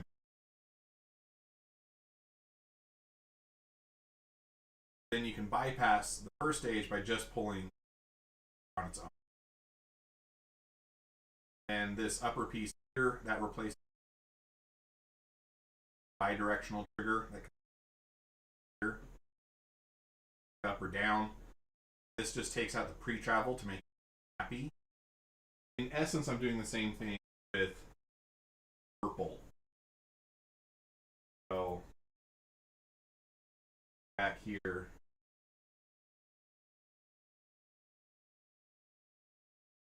this is what we've been working on.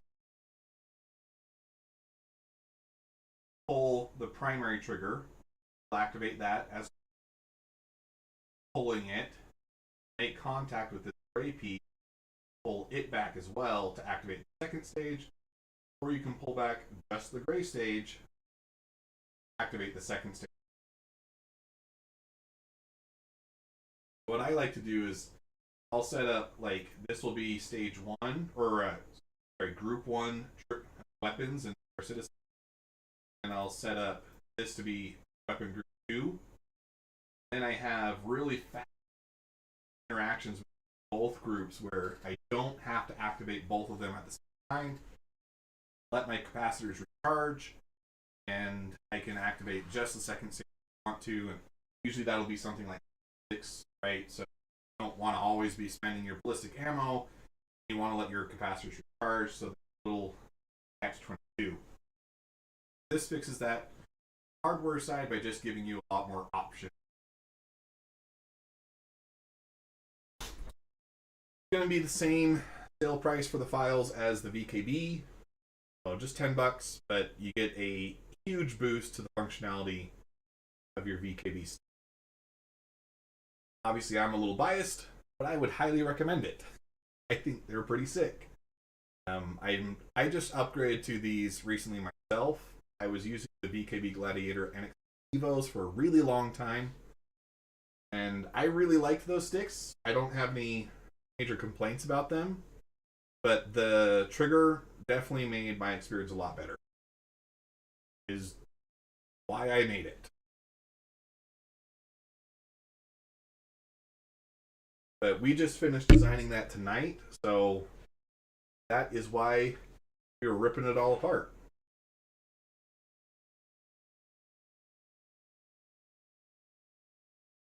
I'm also going to be making the same modification for the Cadet Aeromax from Virpil.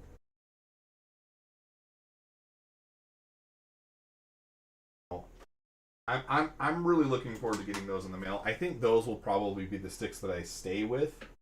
The Virpils are a little big. They're pretty chunky.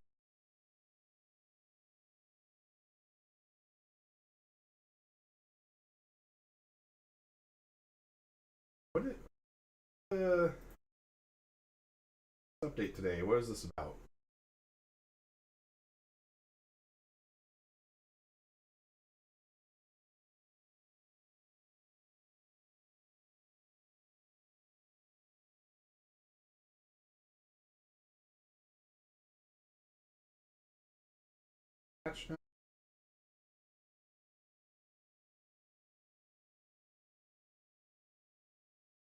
Update on Star.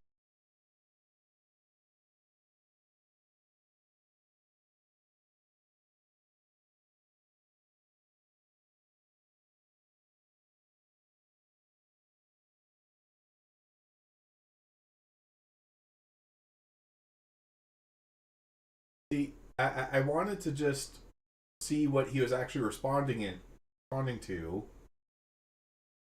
Now I have to like scroll through all this crap.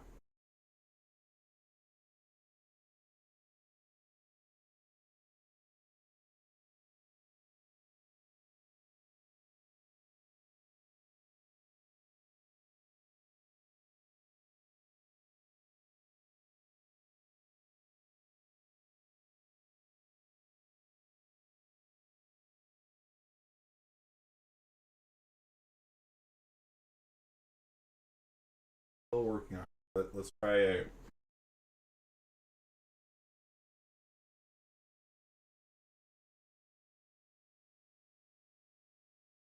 Any exciting news to share about Pimax and OpenXR? I hope it's coming with the anti. Oh. Because I don't have a Pimax.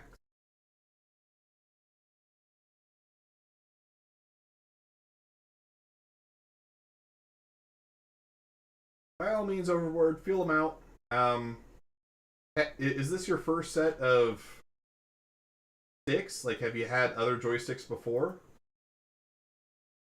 Or are the Primes your first one?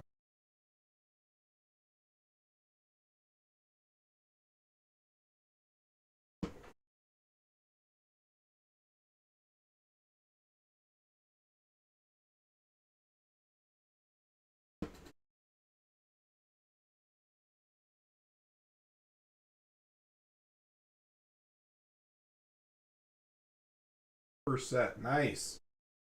Went big for your first set. Went straight for the pricey ones.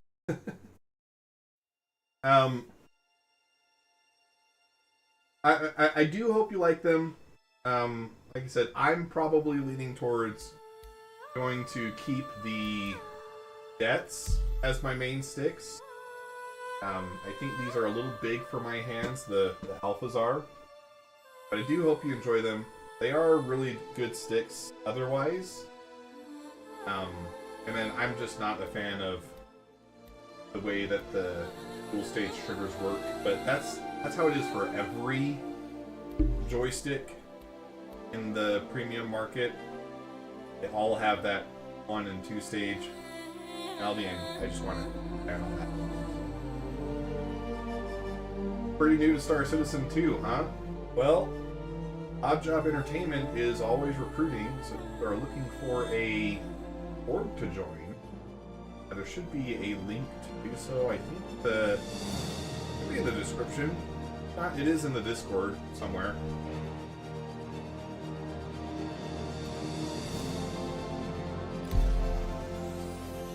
I've been playing for a really long time. Probably too much. I didn't not technically a original Kickstarter backer. I saw the project.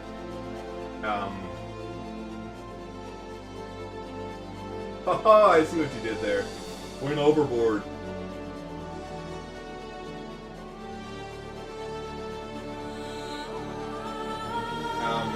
I saw the project in 2014, but I didn't have a job or any money, so I didn't back then.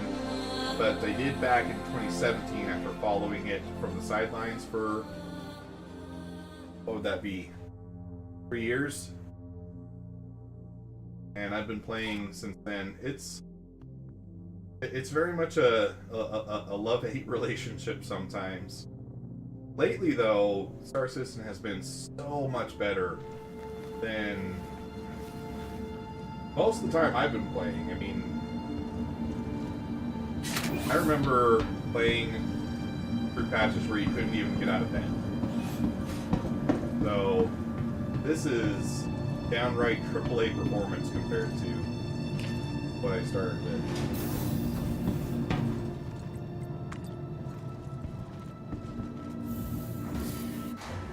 I joined an organization already. Be disappointed you overboard. You know, you can join multiple organizations. You'll probably have more fun with it. Ours right now is honestly kind of dead. A lot of our members kind of took a break from the game. Haven't really quite come back.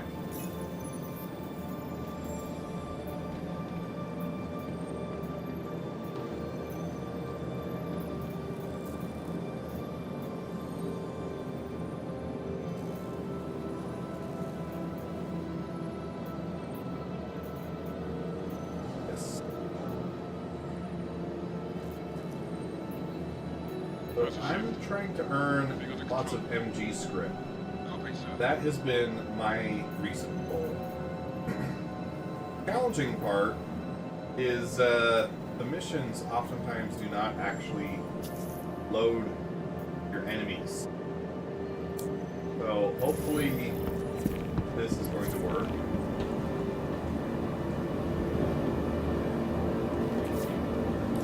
Welcome, Fossil Head. Looks like things are about to get real bad on that contract. Control going okay. Grab your gear and get to that site immediately. Welcome to the ASOP Vehicle Retrieval What ship System. should I use? Probably the Gladius. Your insurance claim has your vehicle has been moved to our storage facility. Your vehicle has been moved to our storage Yeah, facility. you can join multiple organizations. Please visit us again. Welcome to the ASOP Vehicle Retrieval System. Your insurance claim has been sent. Welcome. Thank you to the ASOP Vehicle Retrieval System. Please Everything visit under us control. again. Yeah, it lets you set one organization as like your primary, but you can join multiple organizations at the same time. So if you wanted to, you could just have us on the back burner. I think I'm in like 3 myself right now. That way, you know, if one organization is doing something cool, you can go and participate in that. Good way to be able to have access to more events.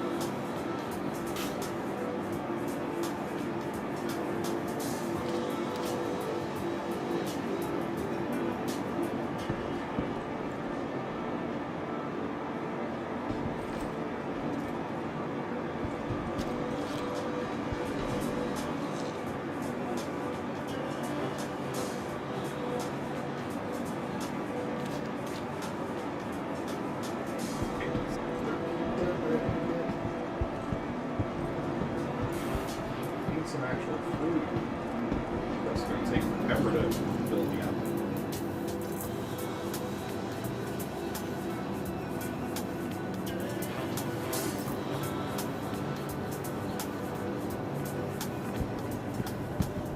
But it is just a level that doesn't go down quickly as well, I think.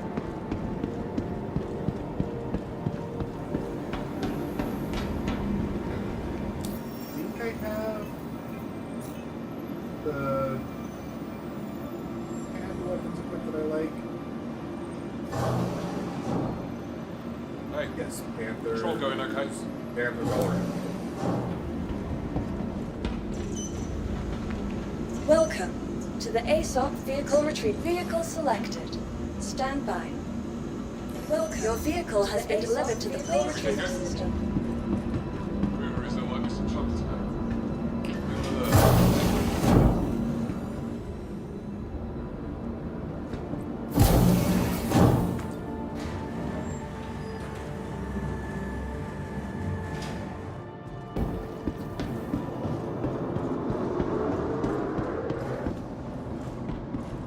So, fair warning, I am not the greatest pilot. I do pretty good in PvE. I get smoked in PvP.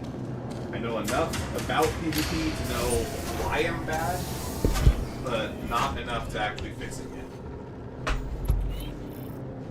So if you were hoping for a exhibition of superior skill, that is not what you're about to see. Aegis contact system activated. Systems green. Oh, you're at work now, huh? Going to be extremely busy all next month. Kind of overtime at work right now. Hardly any free time. That sucks.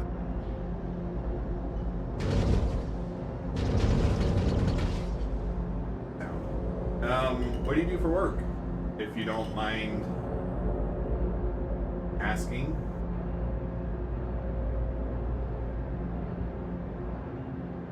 As you could probably guess, I work during the day as a... Whoa.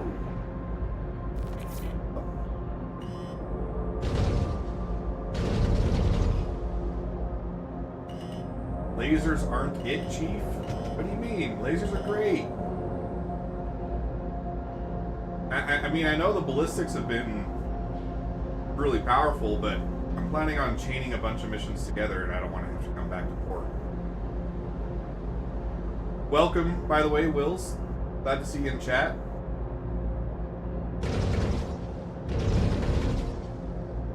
Work at a steel mill, shift manager. You know, it's funny you say that. I am actually preparing a video talking about steel production. Got the script all written, talking about how iron goes from ore all the way to a finished steel product.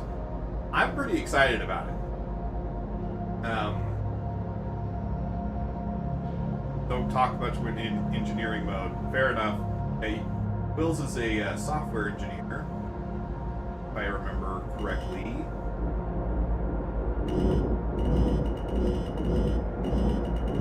I might be totally wrong on that, though.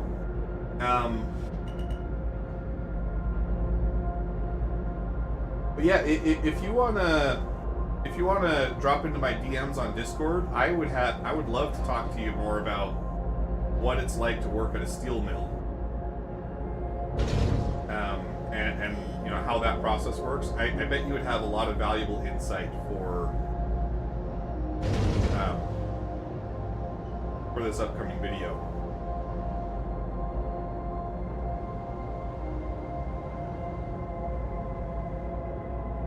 Oh, you meant engineering mode for the stream, probably, right? I think I was thinking of. I know we've got a couple software engineers to talk to a lot, but I think I'm just gonna people.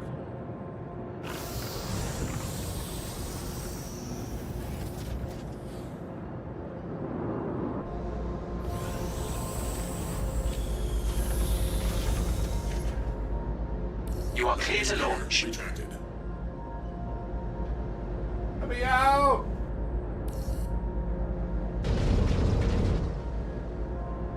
You are clear to launch.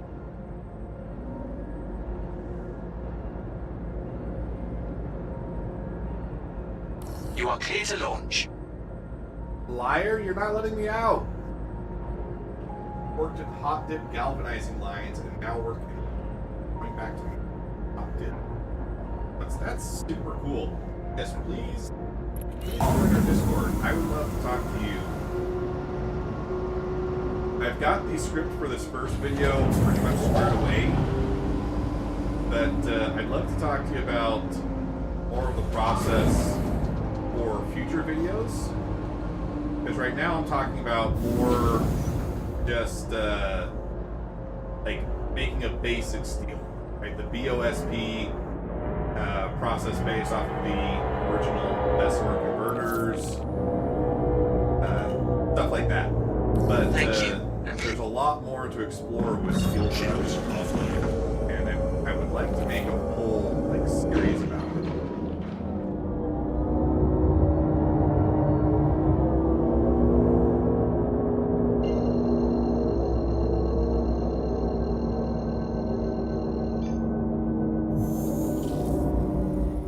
Quantum travel initiated. Quantum travel complete.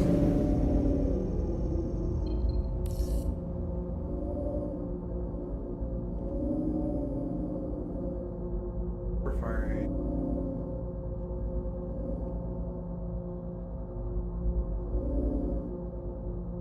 Who are you making the video for? Well, it's going to go up on the channel. I'm making it with crafting mechanics from video games. Star Citizen is going to be adding its own crafting mechanics here shortly. And I've made other videos in the past that compare video games to their real-world counterparts. I'm glad to have something very similar in that. Quantum travel complete. So it's more so an introductory type video for people that don't know the first thing about steel production. But the goal is to Initiated.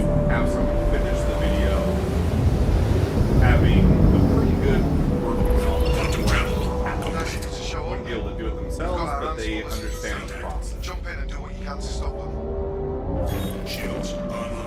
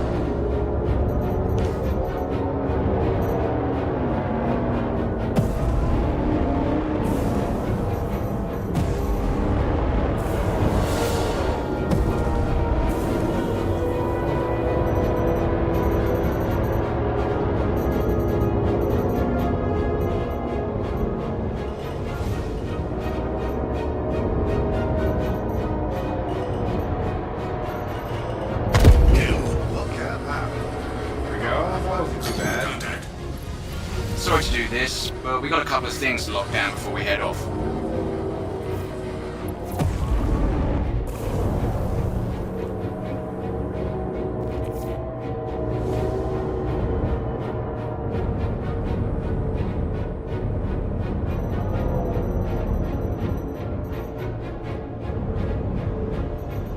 Shields under fire.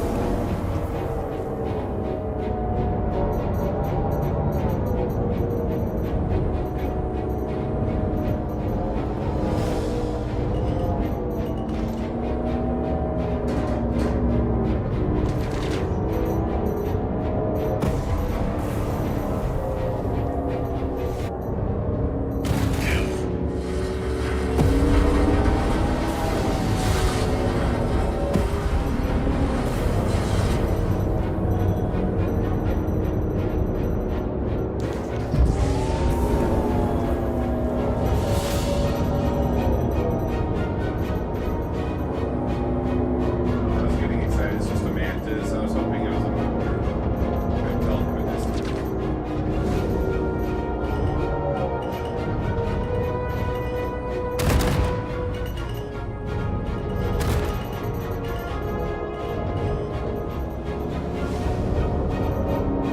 Kill. Shields under fire. These cameras tend to be pretty chunky. I was going that way.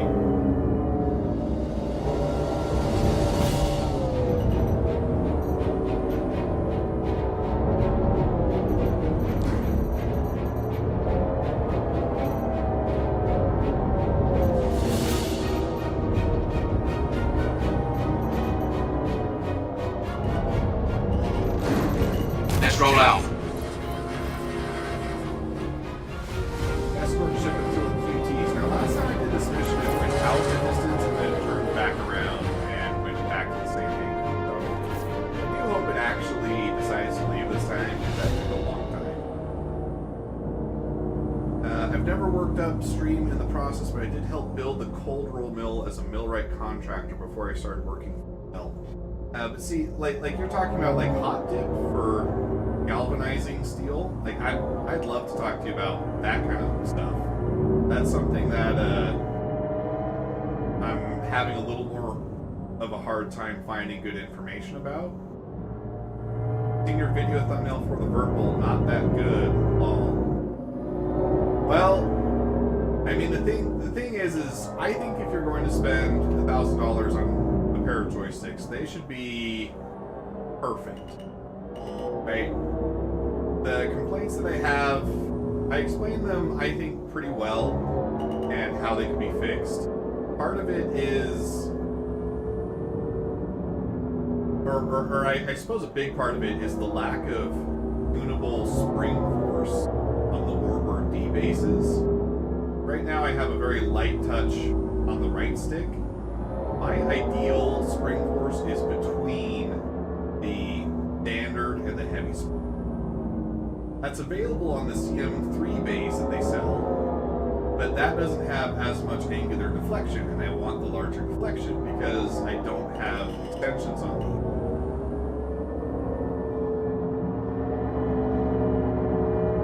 The Z-axis is another All ships main arriving. point that people Get complain ready. about. There's no damping built into Z, and it could definitely benefit from some.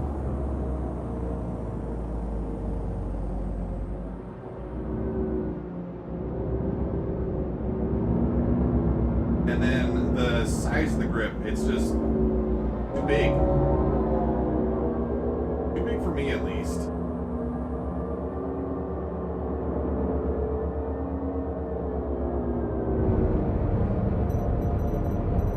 Fight's over here, genius. I'm right next to you, dude. Wow. But by all means, I'd encourage you to watch the full video. I go into pretty explicit detail about what I feel are the shortcomings. Contact. I even draw pictures and stuff, so it's pretty well explained, I think.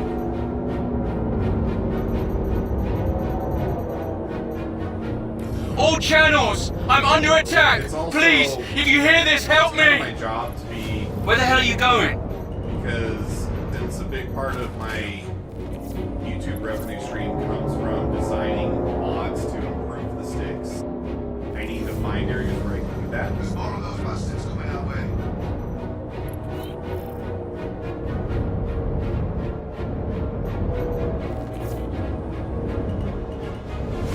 So you could definitely argue that it was going to be impossible for the sticks to be perfect in my eyes, but I try to be as unbiased as possible, even with that in mind. Fight's over here, genius. Oh, dude. I'm taking out the people that were attacking you.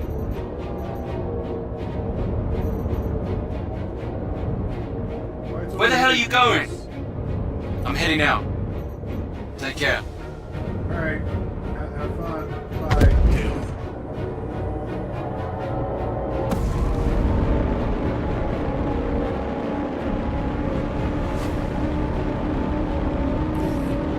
Look out! More ships incoming. Where the hell are you going? I'm coming. Max.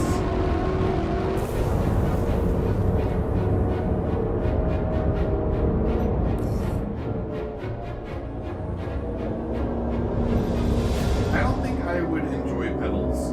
You can't tell right now, but I'm sitting semi-cross-legged. I've got one foot up on the chair pad under my other leg. I really don't. sit with Fight's pedals. over here, genius. I feel like I would be too restricted if Look I out. had to More ships put my incoming. feet on pedals.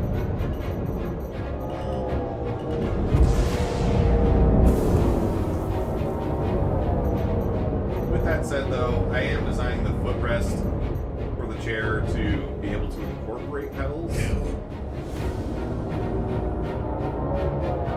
maybe I'll change my mind in the future.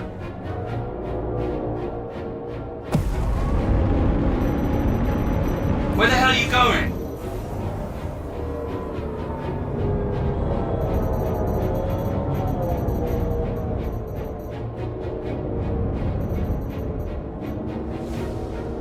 Most people, I think, set them to be a replacement for one of the Z-axes. Like, the Z-axes on the constellations are not that great. You could set one of fight's your over here, pedals genius. instead. That's a pretty common option.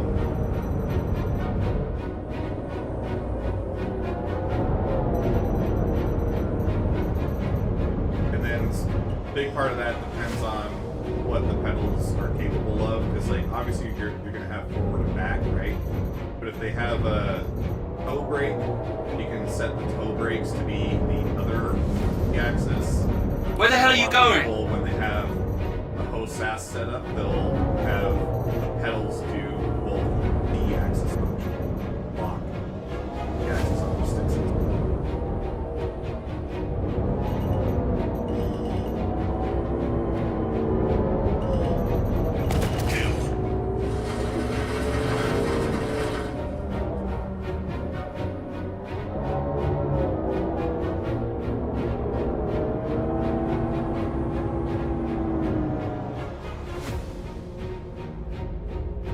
Next year, I'd like to build a sim rig, like full motion and everything.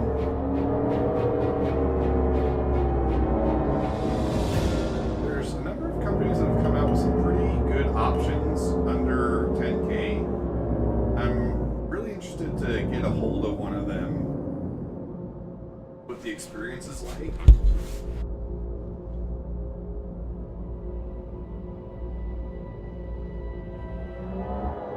A lot of the stuff that I try to do, though, it's trying to combine everything into. Like, I want to try and maximize the use, right? So I don't want to necessarily have a rig mounts that my sticks are on. They flip off to the side. Thank you. I thought we were done for. And the whole reason for that is I don't only fly ships. Do quite a bit more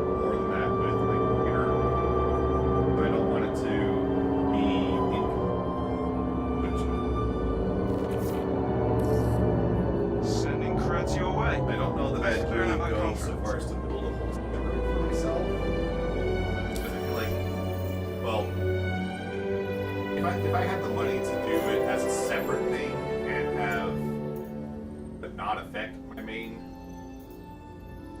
then I'd probably. But where I am right now, I can afford it.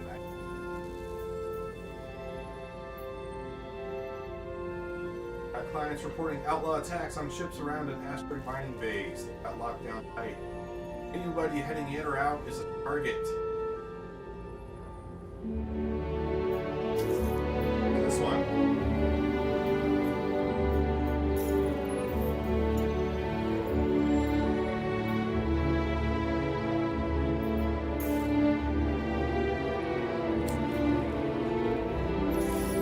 Spot. I'll be handling things on this end. Glad to have you on board. Head out to the contract site as soon as you can. Need to provide them with protection before it can be overrun. Quantum travel initiated. Quantum travel Great. complete. You're here. We could really use your help dealing with these outlaws Shields before they destroy online. everything. Contact. Missile lock. Missile lock. Missile lock. Shields under fire. Hey, that was a good hit. At least one of them hit.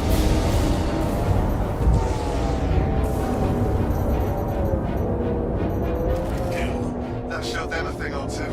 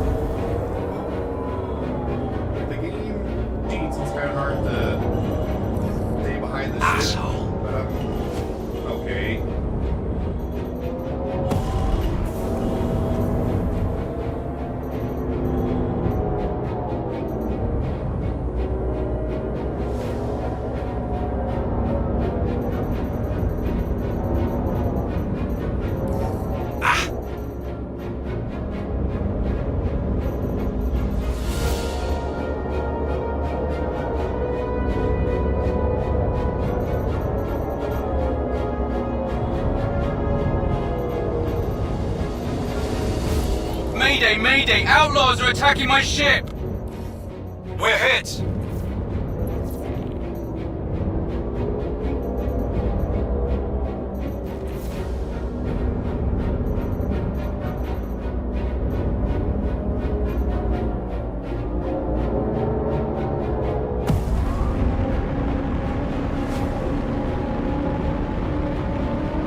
Shields under fire.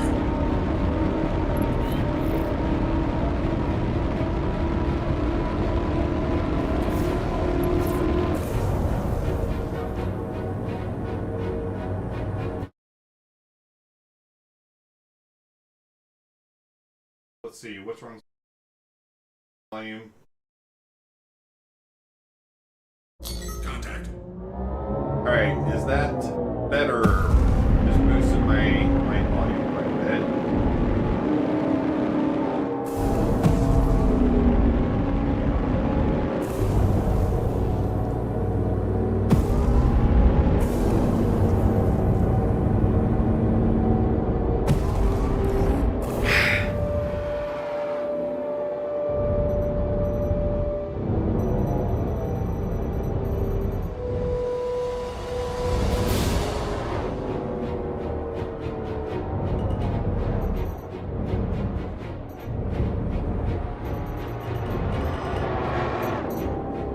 Fight's over here, genius.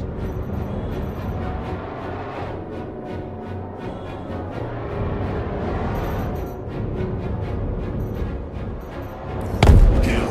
More ships arriving. Contact. Get ready.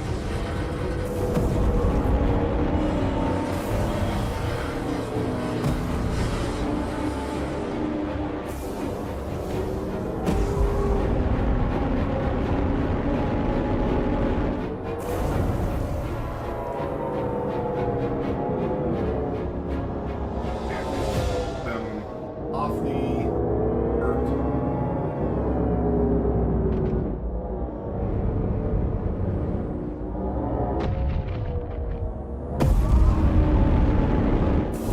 Fight's over here, genius. I could use a hand here.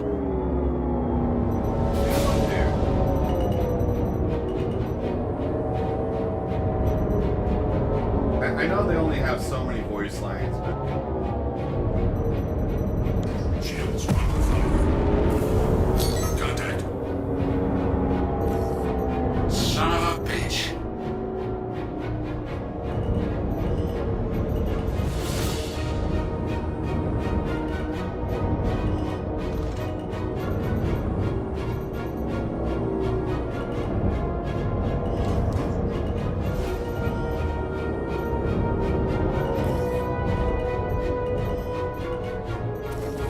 Shit, we lost one.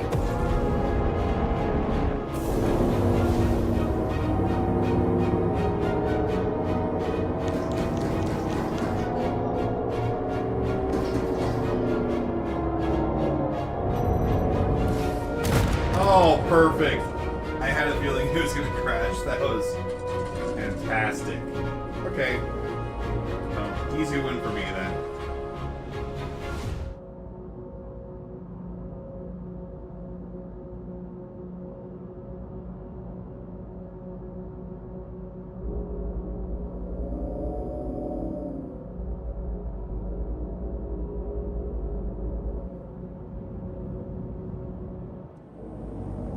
That guy's just gonna go in and ding.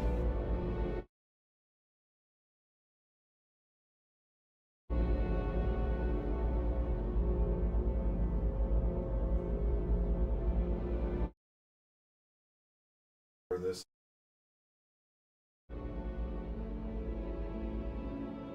Okay, audio should be a little better balanced now.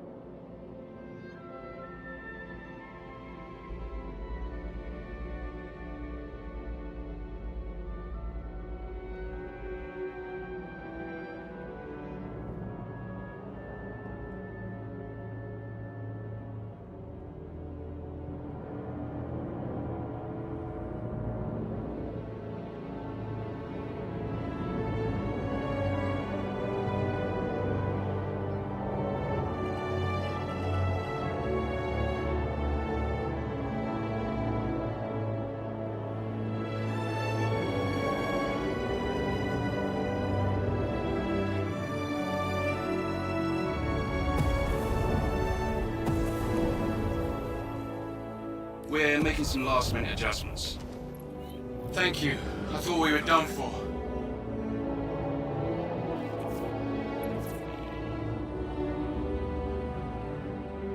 Able to get some of them to crash. They're making themselves into rock as easy.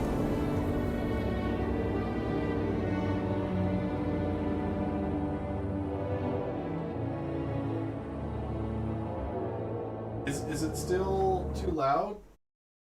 Lower it more.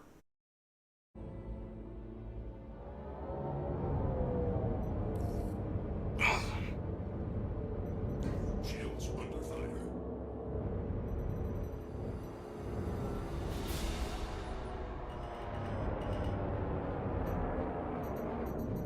There is something to be said, though, about suffering in solidarity with people. That way I'm not the only one stuck with the same voice lines.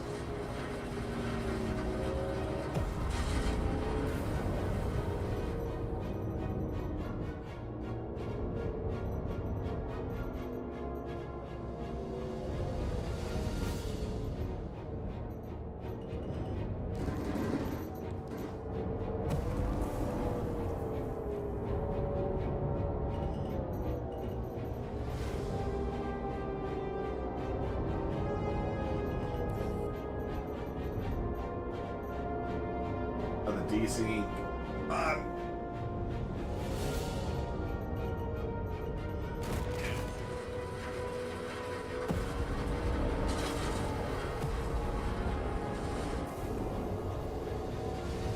As far as I know, no, there's not been any news about Squadron 42.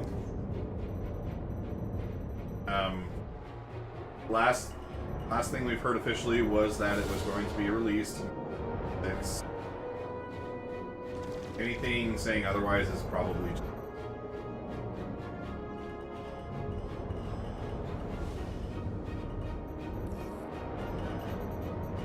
Let's get started.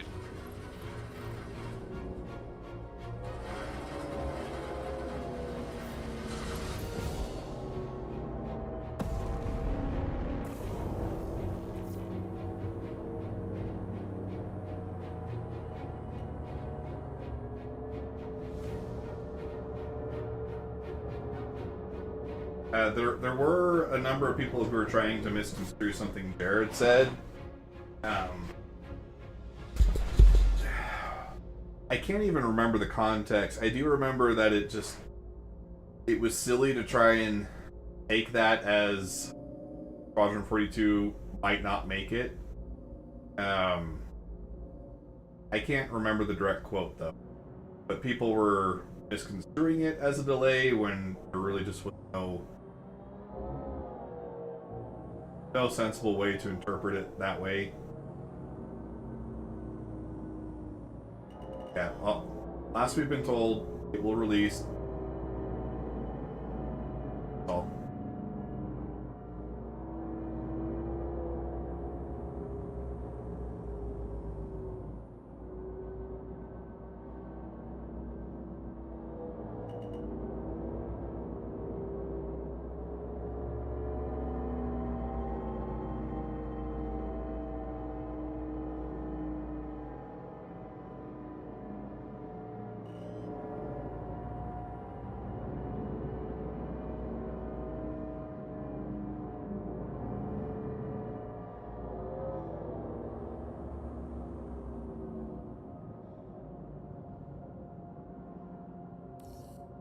Look out!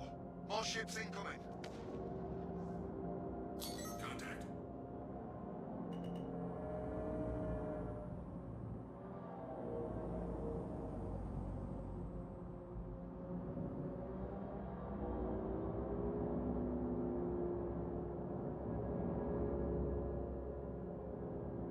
Says something like it needs a bit more polish. I mean, we've been told since they made the announcement that it's in the polishing stage, so I mean that part doesn't surprise me.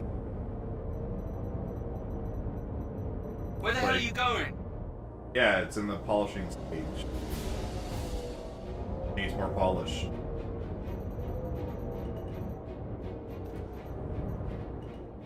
It's not releasing tomorrow. My guess is that it will probably release holiday. Right, like that's still 2026, but I would think they might want to time it after the release of GTA 6, or certainly not at the same time as GTA. Right? So they may be trying to wait to see when GTA 6 releases and then do it a little bit of a gap between then, assuming that it's like done right now, right? They could also just be trying to release it as soon as possible, and it's just Where the hell are you policy going? thing, so it's not ready yet.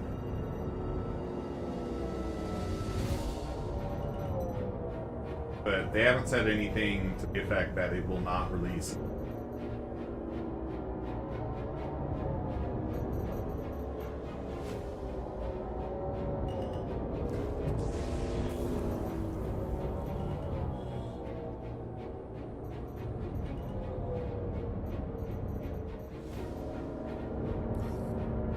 Contact. There's more of those bastards coming our way.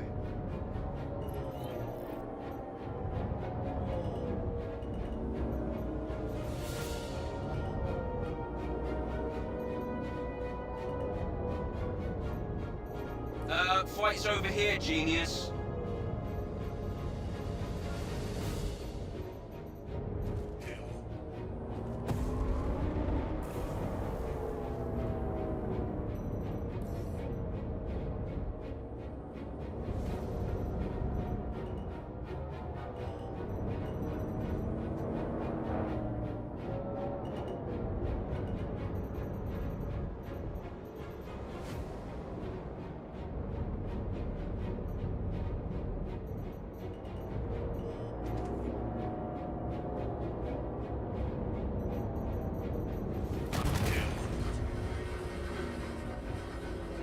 Okay, please jump away now.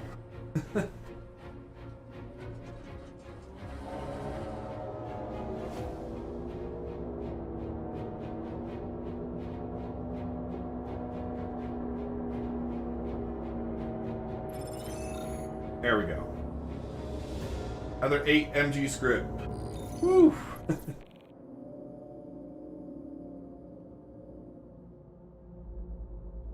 There were... Maybe there is faster mission to get the script.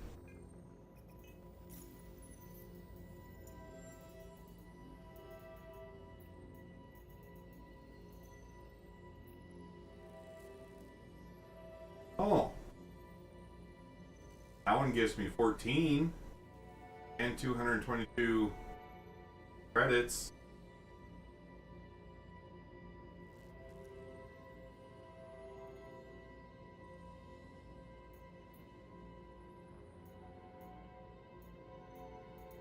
Probably means I'm unlocking.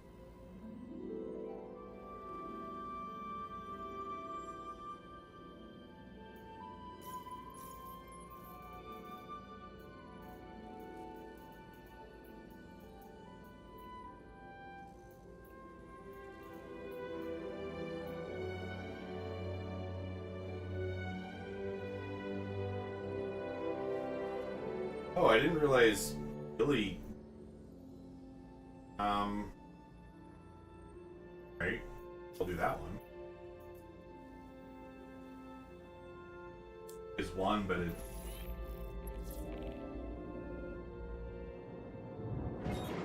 I actually haven't done full gauntlet. Contract complete.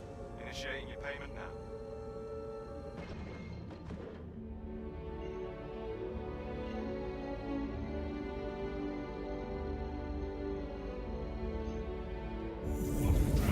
Initiated.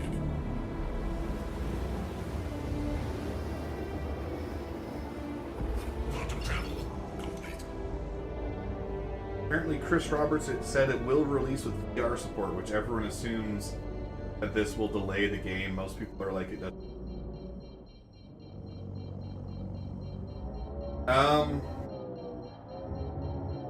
I did see that he said that. Shields online.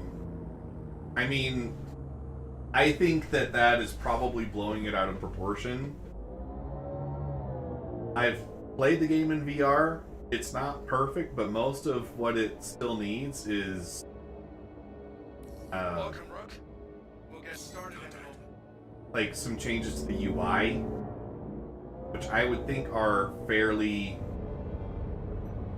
trivial compared to all the other things that goes into game, right? Like making menus work a little better with VR, like that. It's already very playable in VR. The only reason I'm not using it is because it takes up a lot of router traffic, and that makes my stream a little unsteady until I figure out all the kinks there.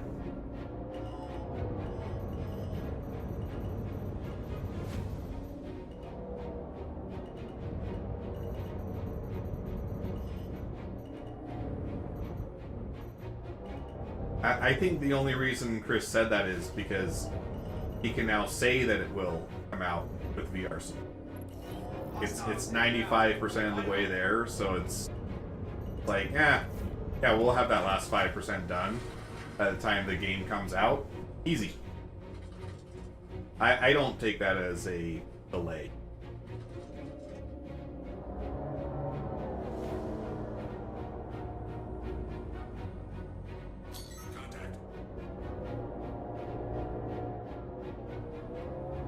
Ever since the VR support did release to experimental, you have had some people that are like, I don't know, strangely antagonistic towards it. Like, sure, it's not for everybody, but you have people assuming that a significant portion of dev time went into it when that's really just not the case. It's mostly just been one guy on weekends working on his own, you know, during his free time to get VR support. He's done a great job, and now that it's to an experimental release, he's getting a little bit more support.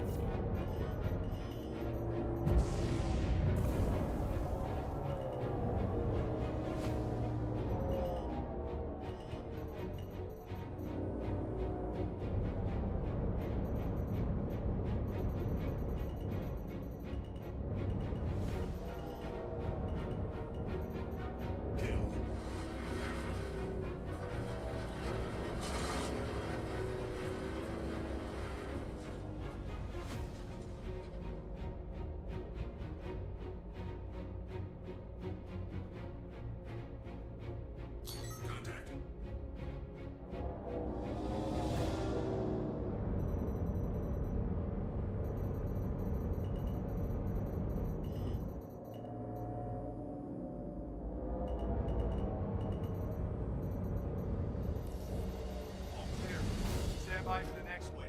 It's gonna be even tougher. It's a prospector, dude. It's not that tough.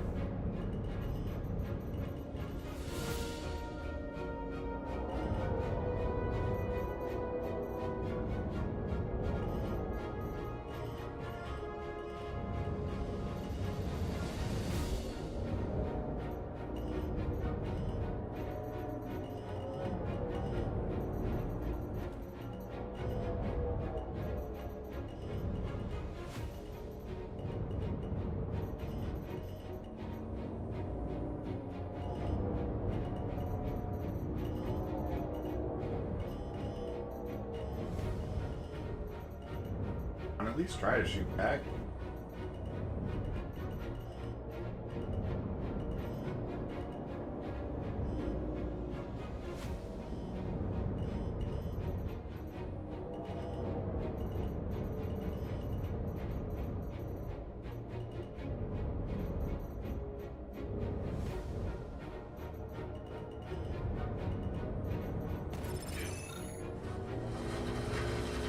I agree. I think people definitely jump to conclusions, but I'm super new to Star Citizen 42. I've been following them for 12 years. I might be skeptical. Yeah, I mean, I do think it's a little bit of that I've been hurt before mentality coming through, but I think the communication has been pretty clear. Not going up. Star Citizen or right, like it's cool that we have it. Have an experimental mode that works pretty well, and that will continue to get better. They'll iterate on it a little bit now in release. It's already like 95% of the way there. Have a pretty solid VR game. I'm not worried. I'm not worried because of that. There is always the healthy amount of skepticism you should have with any kind of release date surrounding Star Citizen. But I don't think VR is the thing to do. Quantum travel initiated.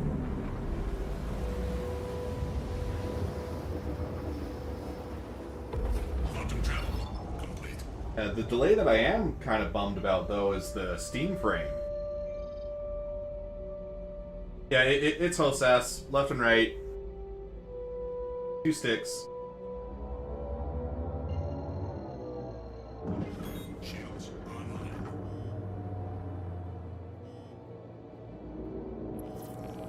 Welcome to the training site. Get settled, and I'll let everyone know to start. Yeah, the Steam frame got delayed. With the cost of RAM going to the moon, and I wish that was a stock you could have invested in. Made a nice return.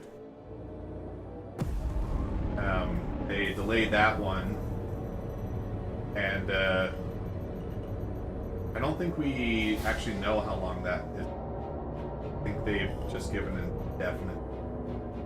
It really sucks because I was really looking forward to that being the headset. I have a Quest 3 sitting on the desk here with me. I was going to give that one to the family. Take it over to my parents' house and let it live out the rest of its life there. And then I would have the Steam frame that is capable of running at 144 hertz, be a lot more competitive. Got inbound. Weapons free.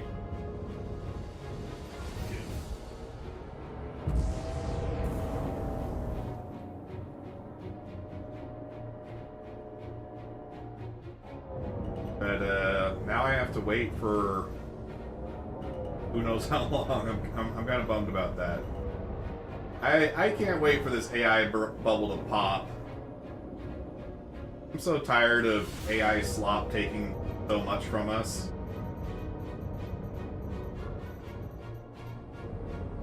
And I can't tell you how much I hate that I can't trust anything that I see.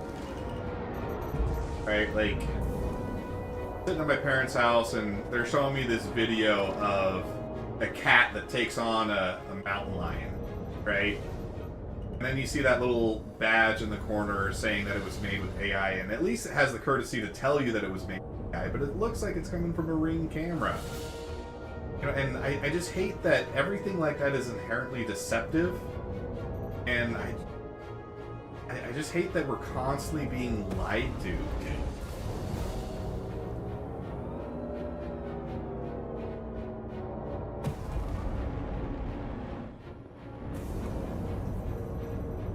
Shields under fire.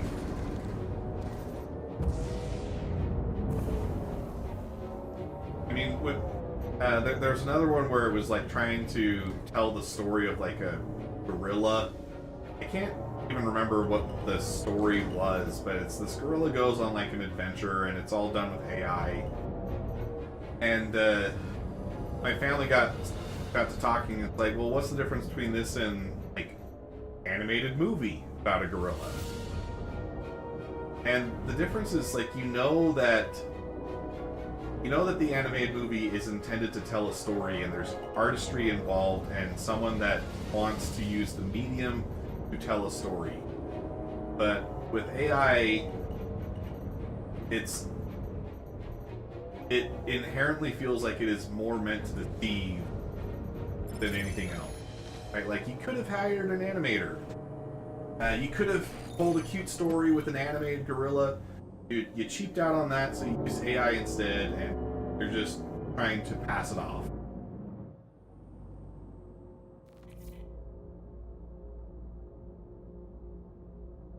Definitely plan on building a new PC when the next generation GPUs come out. Yeah, and that's what I've been kind of telling myself too. Like, I've got a 3080 Ti. I've been telling myself, yeah, it'll be cool to get a 60 series. Like, that'll be a pretty big jump. I'll feel good about that. And you know, then I could get the latest AM5 processor. Now, like, what is that price gonna look like?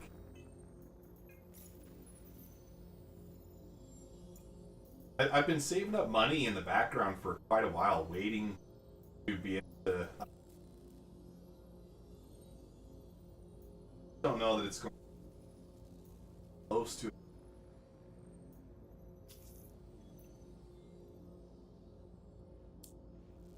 Looking at the same spec from 3 months ago, it goes from 3K to 10. Multiple ships at once. But now we're going to dive into the calculations that separate an average combat pilot from a great one.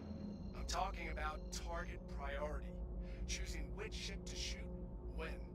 It can make all the difference when you find yourself up against a mixed squad. Head to the training site, and we'll give you some hands-on experience. Travel initiated.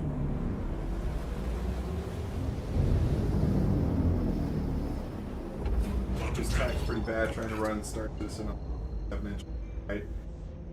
That ultra wide though, I do like me a good ultra wide. I'm playing on one right now, as you can tell. The 45-inch from LG. Initiated. Quantum travel complete.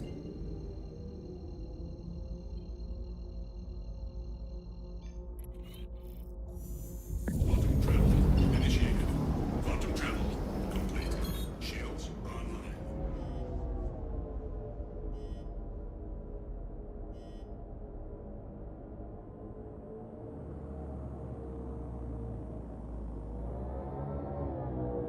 Yeah, that was the last upgrade I did. I got a Stand by while I deploy your targets.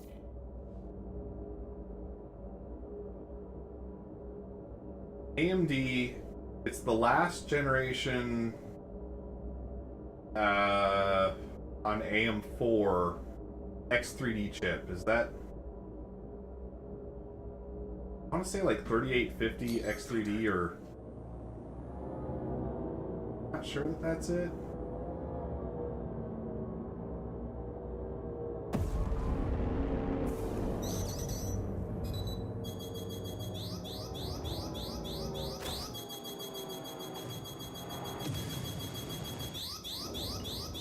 Shields under fire. Thanks.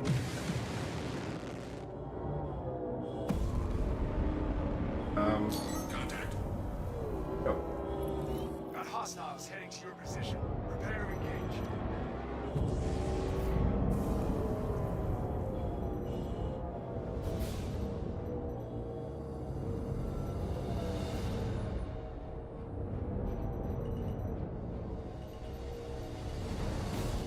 Whoa! Holy desync, Batman.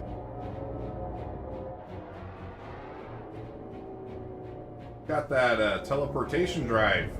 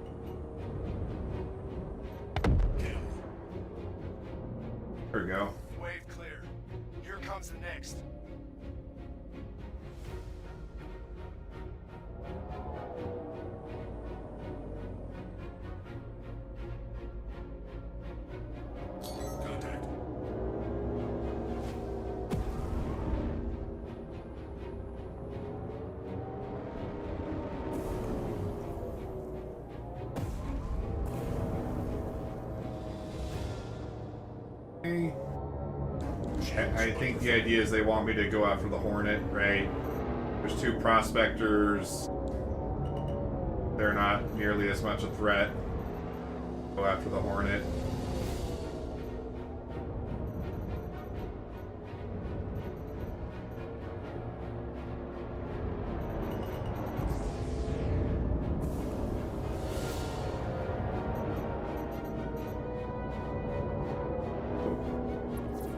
E-Sync, though, is really tough.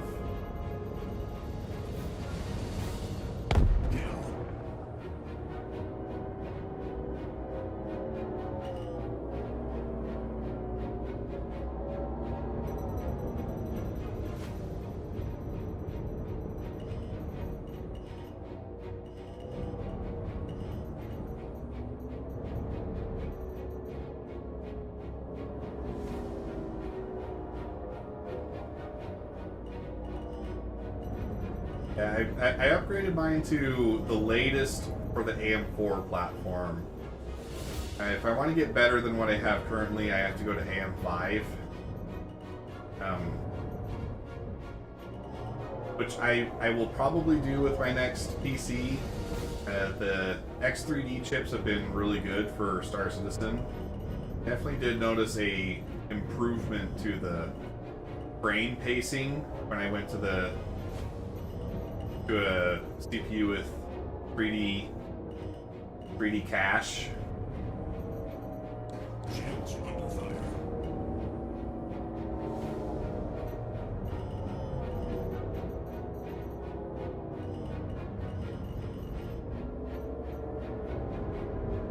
And I mean, AMD did really good with the AM4 and the AM5 socket for support. It's been a while since I've even looked at. Let's see. I mean, for most games, they do go toe to toe all the time for like which one's going to be the best for which game. But for Star Citizen, the 3D V cache is kind of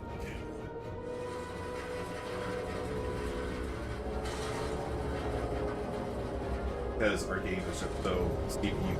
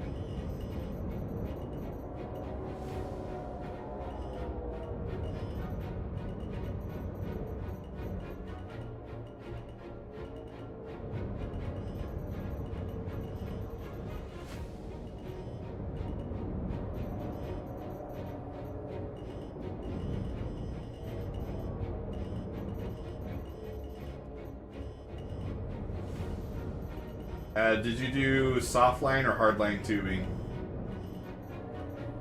I always do softline tubing because, one, it is easier, it takes less time to set up, but then you can also get away with doing upgrades a lot easier and stuff out of the way.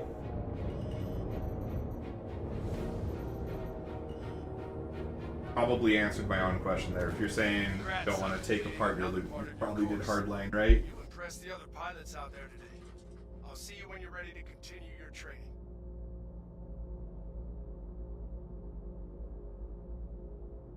He just turns off and faces stoically and off to the side. I think that call was supposed to close, but it didn't work.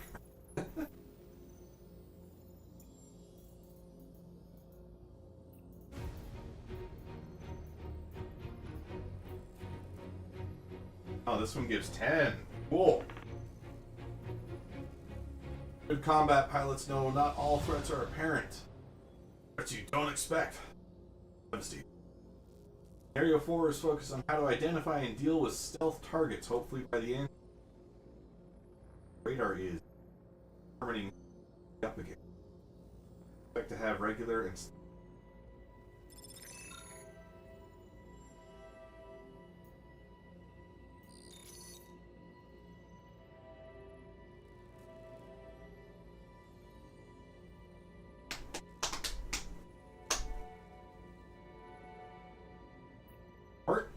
There we go.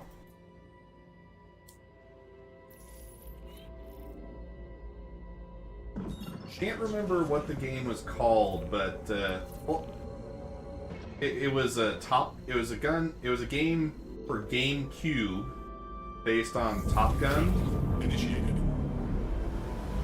And these missions kind of remind me of doing that. Travel complete. I guess you could also draw comparisons like Ace Combat.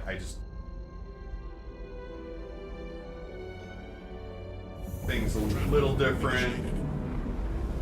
Feels like there's a progression as you go, right? Complete. Having fun doing these. I'm getting that precious MG script. It's all about, right? Travel initiated. Quantum travel complete. I have some ideas for making a stealth sniper ship, but I want to get the Wicklow version of the ship that I have Now in that mind. you're in position, we can start the lesson. Stand by.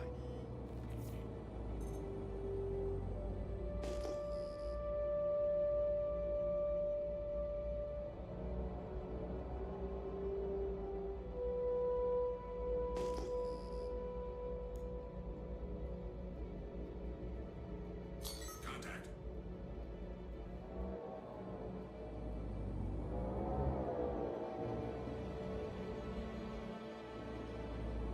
Okay, that is a mole.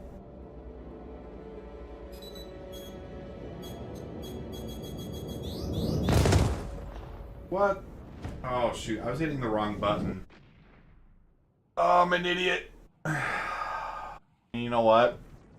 I didn't set my spawn. Getting used to the keybinds. I was hitting the countermeasure button. It wasn't doing anything.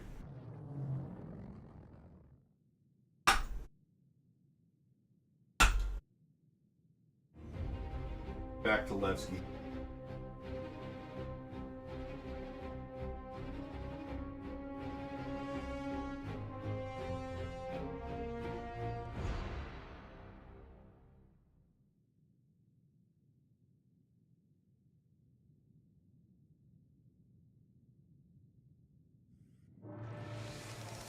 Reminder, wash your hands thoroughly and frequently to prevent the spread of infection.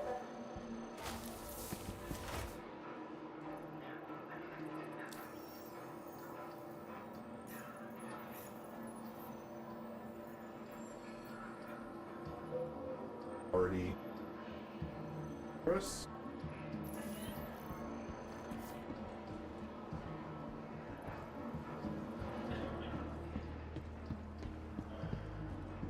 Try that one.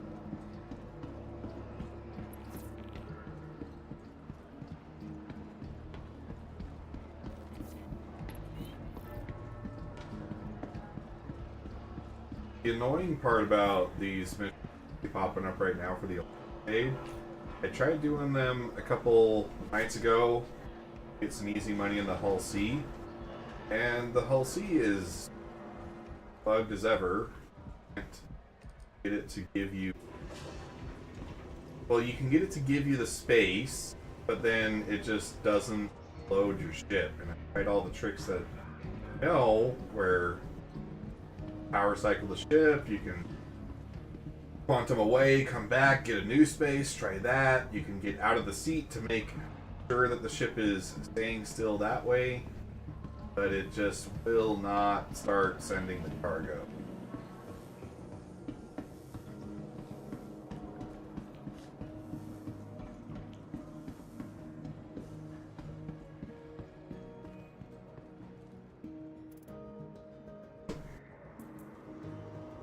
Probably turn these two.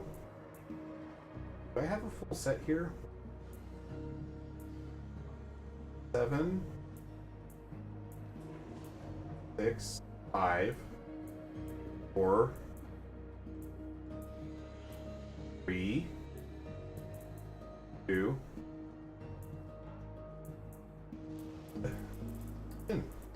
Get myself another ship.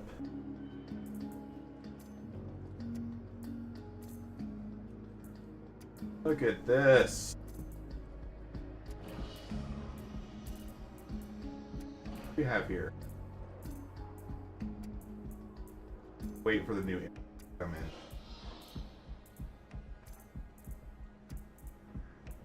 That's 6084.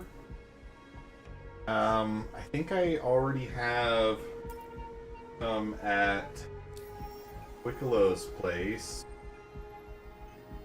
Okay, bro. That's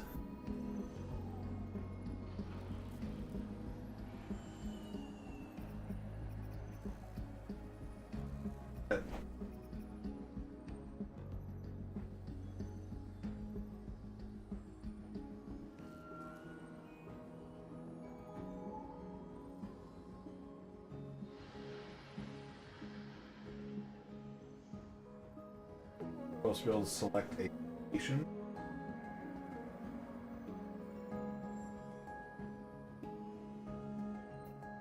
I think I have some more at either Seraphim or Wickelow's place. I can't remember. I think I had to have taken them back to. I didn't trust leaving it in Wickelow's. But I should be able to get at least 2 more favor. Need at least 5. So we're almost. I keep grinding missions here quick, but I think we're probably going to call it here for tonight.